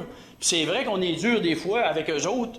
Puis on l'était, puis on va l'être encore. En ce qui me concerne, moi, je vais l'être encore. Jusqu'à temps d'avoir des bonnes réponses. Puis je m'attends à ce que ces gens-là, quand ils prennent un engagement, qu'ils le respectent, puis qu'ils fassent ce qu'ils disent. Fait que c'était pas mal ça, les choses que j'avais à dire. J'espère que j'en ai réveillé une couple qui dormait ou que ça vous a distrait un peu, mais c'était les points que j'avais à dire. C'est fini là, pour asseoir. Les gens... une ovation. Les gens, c'est parce qu'ils ne te voient pas. Si tu avais été dans la salle, tu aurais eu une ovation. Mais en tout cas, les gens applaudissent. Écoute, avec ton franc-parler habituel, on le sait que tu travailles fort là-bas, Éric. C'est pas toujours évident. Tu te débrouilles très bien, puis on te le dira peut-être jamais assez, mais tu fais un excellent travail. Tu es un très bon surveillant. Tu as des bons yeux pour Ville-d'Atuque aussi. En ce qui a trait à Hydro-Québec, tu m'as informé, tu as informé aussi le directeur général. On va réécrire à Hydro-Québec parce que c'est une situation qui est inacceptable. On a l'impression de revivre l'an passé, où on a été dans la menterie pendant 6 mois. Alors, on va réécrire sur cet aspect-là parce qu'encore une fois, les communications ont manqué. On a exigé d'être informé pour prendre toutes les mesures. On le sait, tu l'as dit, il y a énormément, en cette période-ci, du monde dans le bois. On triple la population dans l'agglomération de Latuc. On n'est pas 15 000 de ce temps-ci. Là, avec les vacances, on est près de 40 000. Alors, puis vous le savez qu'il y a des situations. On est tout près de Parent, tout près de chez vous. Il y a des recherches aussi d'hélicoptères qui se font. Alors, c'est très, très particulier. Je pense que tu as passé de bons commentaires ce soir. Tu as fait de bonnes interventions. En tout cas, chapeau encore une fois. Et puis, on va faire le suivi avec Hydro-Québec. Monsieur Martel, à votre tour. Rien qu'un point. La semaine passée, on a eu le championnat provincial BMX. Fait que c'est peut-être une lettre de félicitations à l'organisme parce que, on va dire de quoi, là, il y a eu des coups de pelle puis des coups de râteau sur cette piste-là. Puis l'accueil qu'ils ont fait aux gens de l'extérieur, là, c'est des très, très bons ambassadeurs pour la ville. Beaucoup de monde. Oui, beaucoup, beaucoup de monde. Fait que, on va dire de quoi je tiens à les féliciter encore. Une équipe qui est jeune, qui est dynamique Oui. aussi, là. Alors, c'était une très, très belle activité, effectivement. Il y avait deux championnats, Oui. un samedi et un dimanche. On y a participé. C'est très, très bien organisé. Je pense que le site commence même à être petit quand on regarde ça avec tous les gens. On va peut-être penser à un petit peu d'expansion. Là. En tout cas, il y a peut-être des pistes de solutions. Effectivement. Monsieur Duchesneau. Je voudrais revenir sur ce qui s'en vient en fin de semaine. Il y a bien sûr jeudi, le Jeudi Centre-Ville. Ça va être un des Jeudis Centre-Ville les plus convoités là, avec le groupe ABBA. Mais surtout, je voudrais signaler, vendredi, c'est un groupe Latuquois qui va être au Parc de Génération avec Daniel Charland, René Pajot et les autres. Là. Pourquoi je vous parle du Parc de Génération? Parce que la semaine passée, je pense qu'on a eu la plus grosse foule au Parc Génération avec un Latuquois d'adoption qui nous a fait tout un spectacle. Puis je pense que la foule était plus qu'abondante. Là. Alors, je pense que nos Latuquois méritent autant d'appui dans leur progression de la culture. Et c'est important de le mentionner pour nos citoyens. Et je voudrais revenir puis lever mon coup de chapeau à M. le maire parce que j'ai assisté à la rencontre avec le ministre de la Forêt, M. Dufour. Puis je pense que de la manière que la réunion s'est déroulée et de la manière que tout s'est développé et les arguments que vous avez apportés, je pense qu'on a marqué des gros points. Et c'est tout à votre honneur d'avoir réussi à avoir cette rencontre-là. Et voilà, c'était mes commentaires. Merci. Madame Bérubé. Ça va pour moi, merci. Monsieur Manta. Moi aussi, pas de commentaire. Bon. Les membres de l'équipe, Monsieur le greffier. Aux élections partielles, pour ceux qui s'intéressent, communiquez avec moi, 6 octobre prochain. Monsieur le directeur général. Bien, je tiens à mentionner aux gens d'être très prudents au niveau des noyades. Si vous pouvez voir, cet été, il y en a eu plusieurs. Donc, actuellement, nous, on n'a rien à déplorer sur notre territoire et on espère que ça continue comme ça. Donc, soyez très prudents pendant les vacances estivales. Bonnes vacances à tous et prudence, s'il vous plaît. Oui. Monsieur Marco. Question des médias, Monsieur Scarpino. Monsieur Mercier. Ça va? Alors, on passe tout de suite à la période de questions du public. Encore une fois, veuillez décliner votre nom, puisque les gens veulent savoir qui parle au micro. S'il vous plaît. Bonjour, mon nom c'est Claude Boudreau. Je veux juste appuyer un peu Éric avec Hydro-Québec, par exemple, surtout là, parce qu'on a eu une panne chez nous samedi. J'ai appelé Hydro-Québec, c'était la fusée qui était sautée juste à côté de chez nous. Ça a pris 3 heures avant qu'ils viennent la remplacer. Puis je lui ai dit l'adresse, tout. C'était juste pour émettre un commentaire sur Hydro-Québec. Juste pour information, est-ce que le camion vous a semblé venir de l'extérieur ou de la TUC? Le camion qui a réparé la panne? Je ne sais pas d'où il venait. D'après moi, il venait peut-être de l'extérieur où il a passé droit puis il est revenu, là, mais... OK. De toute façon, on va prendre une note là-dessus. Puis, ils ne peuvent pas dire qu'ils ne savaient pas. La fusée va sauter en avant de moi. J'ai appelé Hybride d'équipement d'Hydro-Québec, puis je lui ai dit que c'était directement là qu'il était sauté. Ils ont dit merci, on n'aura pas à chercher, on va s'amener directement là. 3 heures plus tard, ils sont arrivés. À moins qu'ils venaient de Montréal, mais à part de ça... L'an passé, c'est un peu ce qu'on revendique, c'est qu'on voudrait que les monteurs de ligne soient en nombre suffisant à la TUC pour répondre aux principaux besoins, dont l'urgence, et surtout en période de vacances.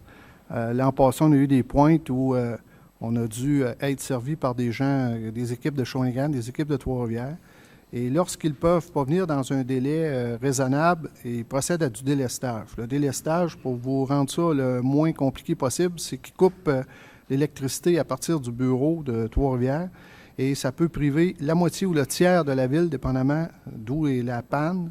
Et lorsqu'on est privé la moitié ou le tiers de la ville, je n'ai pas besoin de vous parler de l'hiver, là, c'est pire encore. Donc, ça cause énormément de situations désagréables. Je pense rien qu'au commerce aussi, qui doivent faire à manger, puis ainsi de suite. Donc, faut que ça soit signalé. On vous invite à nous le signaler. Normalement, on est pas mal tout au courant. Celle-là nous a échappé. Là. Vous en parlez ce soir, mais on va prendre note et on va vérifier afin de s'assurer que le service est adéquat là-dessus. Parce que lorsque les équipes viennent de l'extérieur, écoutez, c'est des délais de 2-3 heures et on n'a pas à subir ça. On paye nos comptes. On n'est pas des citoyens de deuxième ordre. On l'a répété, on l'a dit l'an passé, ça a été une crise, cette histoire-là. Et j'ai l'impression qu'il va falloir commencer cette année avec ce que j'entends. Mais écoutez, il faut nous tenir au courant. Puis le fait qu'on a eu des promesses aussi. Oui. En fait, Roger amène un point qui est intéressant parce que je n'osais pas en parler, mais on va en parler. Je ne veux pas priver les gens je parle déjà beaucoup, là. Mais on avait descendu à Montréal en janvier pour rencontrer M. Filion. Éric Filion, qui est le responsable de cette division-là, parce que vous savez qu'à Hydro-Québec, c'est 4 compagnies, c'est 4 directions différentes. Et M. Filion avait pris des engagements envers nous, l'a même écrit dans une lettre qu'on sait. On était censé avoir un superviseur des monteurs de ligne pour le mois de juin. On va lui rappeler, parce que je n'ai pas eu des nouvelles, qu'il y avait ajout de monteurs de ligne. Également, il y avait, si Larry était ici, vous le direz aussi, M. Bernier, maire de Lac-Édouard, toute la problématique du débroussaillage des lignes, parce qu'ils ont tardé. Les programmes d'entretien préventif de débroussaillage n'ont pas été faits ces dernières années, ce qui a accentué les pannes parce qu'on avait des bris d'arbres vis-à-vis les fils. Mais M. Filion s'était engagé à donner suite à toutes ces actions-là. Alors, on est... dont les communications aussi, parce qu'apparemment, je pense qu'Éric vous a fait une nomenclature, là, mais on a perdu là-bas quelques heures. Il a parlé de nourriture, 3 000 $, mais aussi ce qui nous fatiguait, c'était les médicaments au dispensaire. Donc, c'est toutes des choses qui sont importantes et Hydro-Québec doit en tenir compte. Malgré ses promesses, on va rappeler à ce sujet-là. Donc, quand vous avez des informations par rapport à Hydro, on veut le savoir. C'était pour un peu compléter ce qu'il avait dit, là. Là, ma question, moi, parce que là, on a su que Manon était démissionné. Là, présentement, le secteur Carignan puis le secteur couronne rurale, la Croche, parce que la dernière assemblée, vous nous avez dit qu'il fallait... On avait un représentant, tout ça, puis là, on n'a plus. C'est qui va représenter? Un remplaçant temporaire? Ou il n'y a pas de... On peut parler temporairement? Bien, vous pouvez toujours vous adresser au directeur général pour des demandes spécifiques. Mon bureau est aussi ouvert, ma ligne téléphonique aussi. Je pense que l'ensemble, vous pouvez parler à l'ensemble des gens du conseil, mais vous savez, là, on a donné la date à ce soir. Là, il va y avoir des élections partielles le 6 octobre. Donc, entre-temps, c'est sûr que les gens vont être invités à se porter candidat. Vous allez avoir probablement votre représentant plus tard. Mais en ce qui a trait aux travaux actuellement, bien qu'il n'y ait pas quelqu'un d'attitré principalement, je pense qu'on le fait quand même. Là, si vous réussissez à me parler ou parler, disons, au directeur général des jours, vous allez avoir une bonne suite de tous les dossiers. OK. On n'a pas personne en particulier? Non, il n'y a pas personne de désigné, puis il n'y a pas personne... Non. C'est ça ma principale question. L'autre question, je vois qu'on a eu une à bout d'avoir une assemblée pour vous rencontrer. On va en avoir une, en tout cas, au mois d'août. Oui. À peu près. Est-ce que on va le savoir, premièrement, assez d'avance? Oui. Puis est-ce que, comme, mettons, l'Assemblée de la couronne rurale, qu'on a reçu une lettre, tous ceux-là qui étaient concernés? En fait, étant donné qu'on n'a pas de représentant qui vous aurait probablement invité via différents médiums, là, on va regarder la façon de vous rejoindre tous ensemble. On peut faire un appel, je pense à Hélène qui peut faire un appel via le média, là, Médiaphone. En tout cas, on va regarder. Vous allez avoir une lettre. En tout cas, on va le faire là, pour que vous puissiez avoir une date là, où tout le monde pourra se rendre disponible. Là. Okay. Puis là, vous avez parlé que ce serait une assemblée avec les gens de Carignan. Oui. Mais ça ne concerne pas nécessairement juste les Non, gens non, de bien, on va Carignan. faire un appel. Parce que Rivière-au-Rat qui vient à Patinoire, au lieu Ouais. de faire 20 km, Ben, on n'a pas le choix. Là. On va faire contour le Cabosse, on va faire Carignan, puis on va faire les gens qui sont en périphérie, là, qui restent du long de la route jusqu'à Tout ça Rivière-au-Roi. aussi, c'est Ouais. des gens qui viennent régulièrement à Patinoire. Oui. Bon, ben c'est bien. C'est juste ça. Merci. Merci. Bonsoir.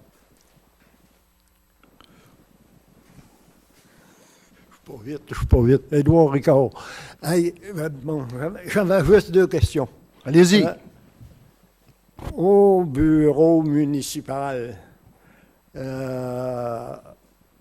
les employés du bureau municipal, dans tout en général, ou argenterie ou argentier ou quelque chose comme ça, sont-ils autorisés comme on va dire, à déclarer, il y a eu tant de dépenses là, il y a tant de dépenses là. Y a-tu des employés qui ont le droit de le dire dehors, là, pour moi, comme la question que je peux poser à monsieur, il y a eu 800 000 salaires, là, d'après ce que j'ai pogné sur Internet, là, puis qu'est-ce qui était supposé de se passer ici ce soir. Il y avait 800 000 d'argent de compte de taxes qui revenaient du gouvernement pour l'année. C'est-tu réel ou ben non? Parce qu'avec ce que c'est qu'ils viennent de prendre, le 3 millions dans 5 ans, c'est pas 800 000 pour la même année. Écoutez, c'est pas que je veux pas vous suivre, là. J'ai de la misère un peu à comprendre. D'abord, vous dites, est-ce que les employés sont habilités à parler de budget ou de quoi que ce soit dans la limite du possible? Oui, il y a certaines règles. Ouais. Ce qui est d'intérêt public, les employés peuvent être soumis, comme je vous dis, aux mêmes règles que nous autres. Ils peuvent se parler. Là, je ne sais pas, vous avez un papier, puis vous me parlez de 800 000. Juste me rappeler... Non, ben là, je vais continuer avec vous d'abord. C'est parce que sur Internet, j'ai rien que ça à faire, c'est un refouiner là-dessus.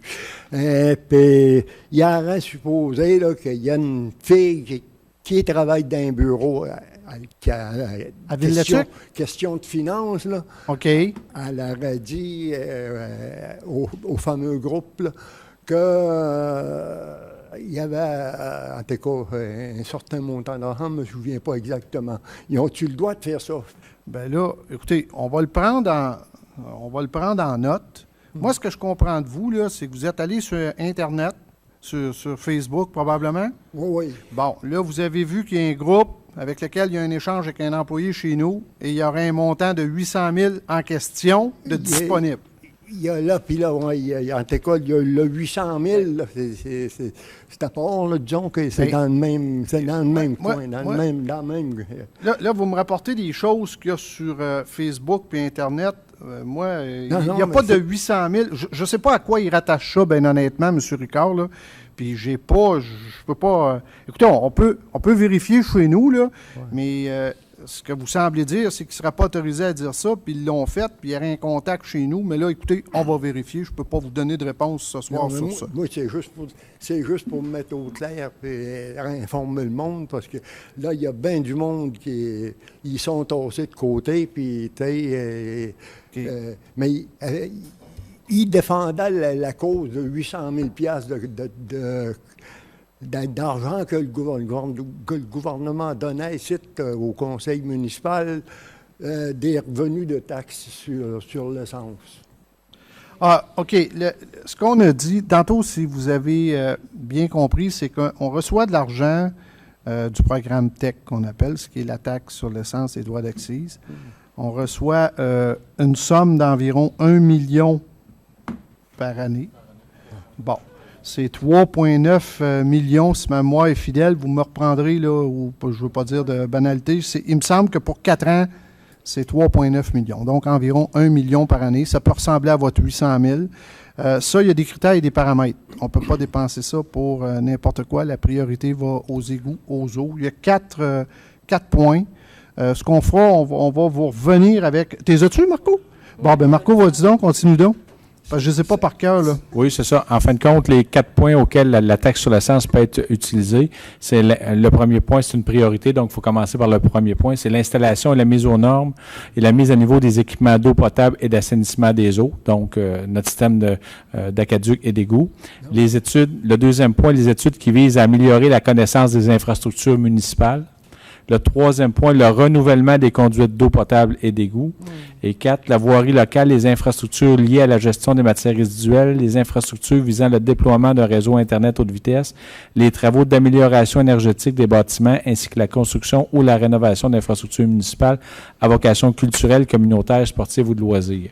Mais on a le droit d'utiliser les trois dernières si la première est complètement réglée. Et nous, à Ville-de-la-Tuque, on prend 100% de cette taxe-là, ce retour du gouvernement pour nos égouts et nos aqueducs. Et voilà. Ouais, c'est pas parce que je voulais savoir tout ça, là. C'est parce que moi je passe, autrement dit, je passe pour le têteux ici. Au conseil, sur les affaires Internet. Fait que j'ai dit, moi, il a demandé qu'ils disent, eux autres, si c'est réel que vous avez reçu 800 000 cette année, là, pour Monsieur Ricard, le de montant, compte de taxes, puis je sais que c'est pas vrai. Monsieur Ricard, le montant du TEC, c'est 3 935 802 $ répartis sur 5 ans. C'est tout près de 4 millions sur 5 ans, ce qui nous fait à peu près 800 000 par année. C'est pas ça c'est pas de même, eux autres qui prennent ça. Ils prennent, cette année, la ville, bon, qu'est-ce qu'ils font avec notre argent? On a 800 millions je vous arrête, M. Ricard. Regardez bien, vous prenez la peine de venir au micro, nous questionner, puis on vous donne des réponses. Informez donc ces gens-là de venir s'informer au conseil municipal ou qui nous passent un coup de fil. Vous savez, là, sur Internet, là, c'est pas toujours beau, puis c'est pas toujours là qu'il y a la vérité. Ici, on est transparent. On s'efforce de vous donner le plus possible ces réponses-là. Fait que, invitez donc ces gens-là, communiquez avec la Ville, avec nous autres, pour qu'on leur donne vraiment, au lieu d'entendre des ragots, là, on leur donne les vraies réponses relatives à cette enveloppe budgétaire-là. Ça va venir avec le temps. C'était juste pour vous mettre des points. Parce que là, je vous l'ai dit, je ne vous le répète pas. Je passe pour un têteux. Vous n'êtes pas un têteux, monsieur. Vous participez aux assemblées, puis vous posez des questions, puis c'est correct. Je fais juste me couvrir. Les autres, là, pour moi, là, eux autres, c'est pas un problème. Là, je laisse la place aux autres. Avez-vous une deuxième question? Merci, vous l'avez dit. Je vous l'avais dit au commencement. Avez-vous une deuxième question? Non, plus de question. Grand merci à vous. C'était les deux. Merci. C'était la question à 100 pièces à Marco. Oui, c'est ça. Merci, M. le maire. Moi, je dis merci à M. Ricard. Je l'avais oublié, celle-là, je l'ai vu passer, puis vous avez répondu à ma question. La seule affaire que ça me dit, peut-être qu'il faudrait éclaircir plus souvent au monde, à Ville-de-la-Tuque, qu'est-ce que vous faites, qu'est-ce que vous recevez, puis à quoi ça sert. Moi, je l'ai dit le mois passé. Pauvre vous, madame. Vous m'apprenez, monsieur. Madame Côté, vous êtes arrivée à la dernière assemblée. On a fait à date 20. On a passé le budget. Toutes ces questions-là, normalement, vous les auriez dans le budget. C'est ça qui est malheureux. On ne peut pas, d'une réunion à l'autre, revenir sur tout ce qui est passé. Mais je vous invite à partir d'aujourd'hui, à participer à nos réunions. Puis s'il y a des choses, venez nous voir. On va vous renseigner. Non, mais c'est ça. Moi, je l'avais oublié, puis ça, je le remercie de l'avoir dit. Je suis bien contente. OK. Moi, vous m'avez répondu à ma première question. C'est ça, je voulais savoir où est-ce qu'on était rendu pour le parc. On n'est pas rendu plus loin. Mais il y a une autre affaire qui me fatigue, que j'ai encore lu. Le le DF, le SDEF. C'est quoi ça, quelque chose de même, là? Le SDEF, c'est pour Service de développement économique et forestier. C'est une équipe qu'on a mise sur place, dont Mme Danielle Rémillard, la directrice. Il y a aussi des agents de développement économique. C'est un service de Ville-de-la-Tuque auquel ces gens-là, il y a différents fonds qui gèrent et ils travaillent en développement économique. Donc, vous partez, je vous donne un exemple, vous partez une compagnie demain matin, vous pouvez aller vous asseoir avec ces gens-là et discuter de la façon dont vous allez partir votre compagnie. Il y a de jeunes entrepreneurs, il y a toutes sortes de choses. Donc, c'est un service principalement de Ville-de-la-Tuque sur le développement économique. OK. Puis, deuxième question, eux autres, les finances, leur argent, ils apprennent de où? Oui, ils apprennent de Ville-de-la-Tuque, ça fait partie du budget. OK, c'est beau. J'avais des doutes, mais je l'ai vérifié. Non, c'est un service, madame, de la Ville. Okay. Ce n'est plus comme ça a déjà fonctionné avant. Souvent, on compare ça à l'ancien CLD, mais c'est un service aujourd'hui qui est totalement municipalisé. OK, autre question. Alors, pourquoi que ce groupement-là donne des sous à la Bostonnais pour le parc, que je trouve l'idée géniale? Pourquoi qu'ils en donnent à eux autres, mais nous autres, on prend l'argent de la Ville pour détruire nos parcs au lieu de les rénover? Parce que je suis allée voir au quartier Balaire. Moi, je suis curieuse, puis je vais faire mon enquête. J'ai fait le tour des parcs. Puis là, j'ai regardé, j'étais avec mes enfants. Je connais aussi, enlève les modules de là. Il faut toujours bien qu'ils posent la tondeuse. Oui, ils vont faire un élevage de souris là ou de couleuvres. Fait que je vois pas pourquoi que ça vous coûterait moins cher d'enlever les parcs, parce qu'il faut vous payer en plus pour les enlever les parcs. Comme le nôtre, bon, OK, le nôtre, il faut vous le reculer. Mais c'est de l'argent pareil qu'on en a jeté. C'est l'argent des citoyens et des citoyennes. Oui. Il y a un budget pour les parcs. La façon dont c'est géré, c'est que l'ensemble des 30 quelques parcs qu'on a là-dessus sont sous revision actuellement. Il y en a qu'on veut bonifier.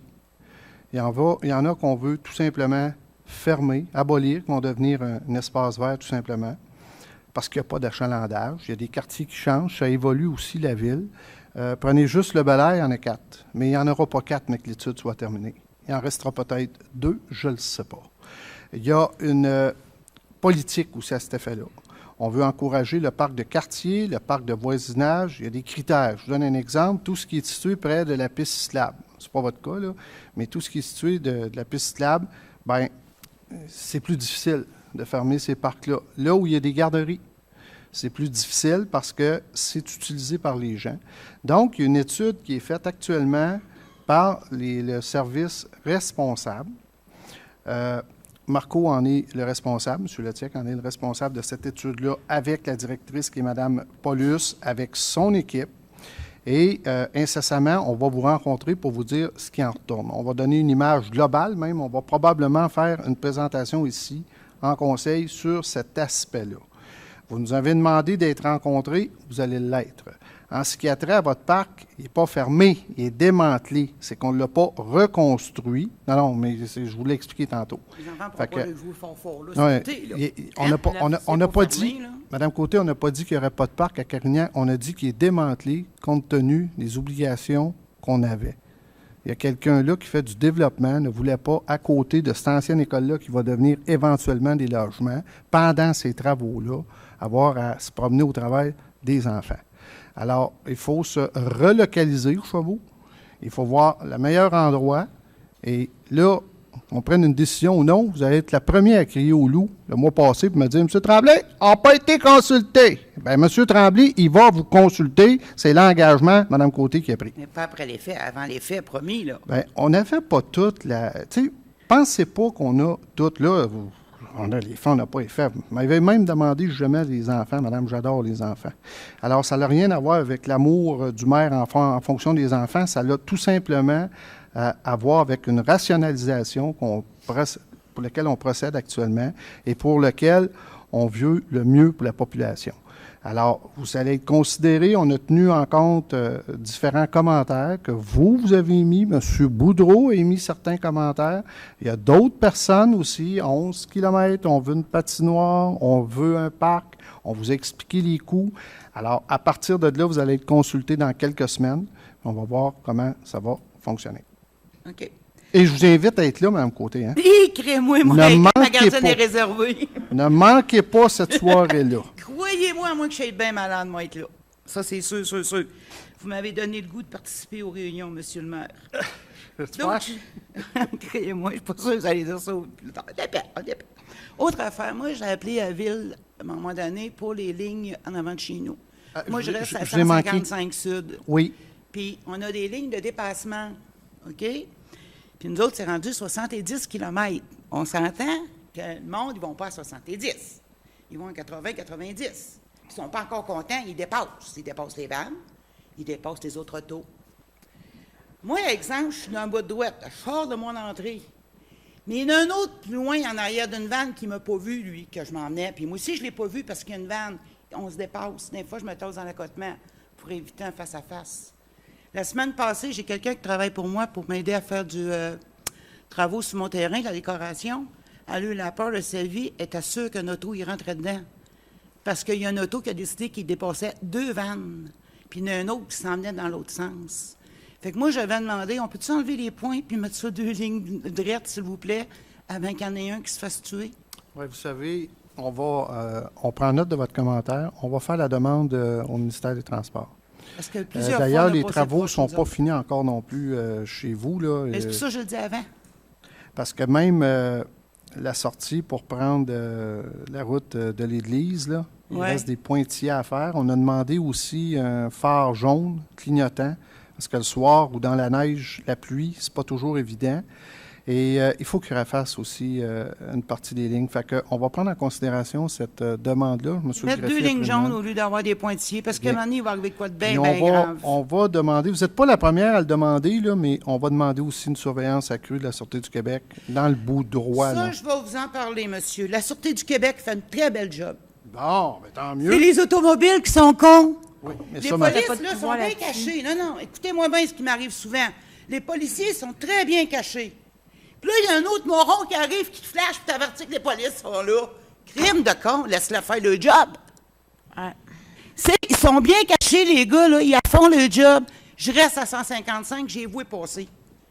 Mais les morons, ils vont flasher pour avertir les autres que les polices sont là. Moi, ça me dépasse, puis ça m'arrive souvent, là. Tu sais, je me dis, moi, je n'ai eu 2 tickets dans ma vie de vitesse. J'ai mérité. Je suis en meilleur, j'ai payé. Non? Si tu n'en veux pas de ticket, tu es règlement d'attitude. Mais moi, que le monde arrête de flasher pour avertir que les policiers sont là. Ils avez- font le job, monsieur le vous maire, avez- ils à fond. Vous avez passé le message, madame. Ils Ben, vous j'espère. écoutent, les gens. Merci. J'espère. Merci. Merci.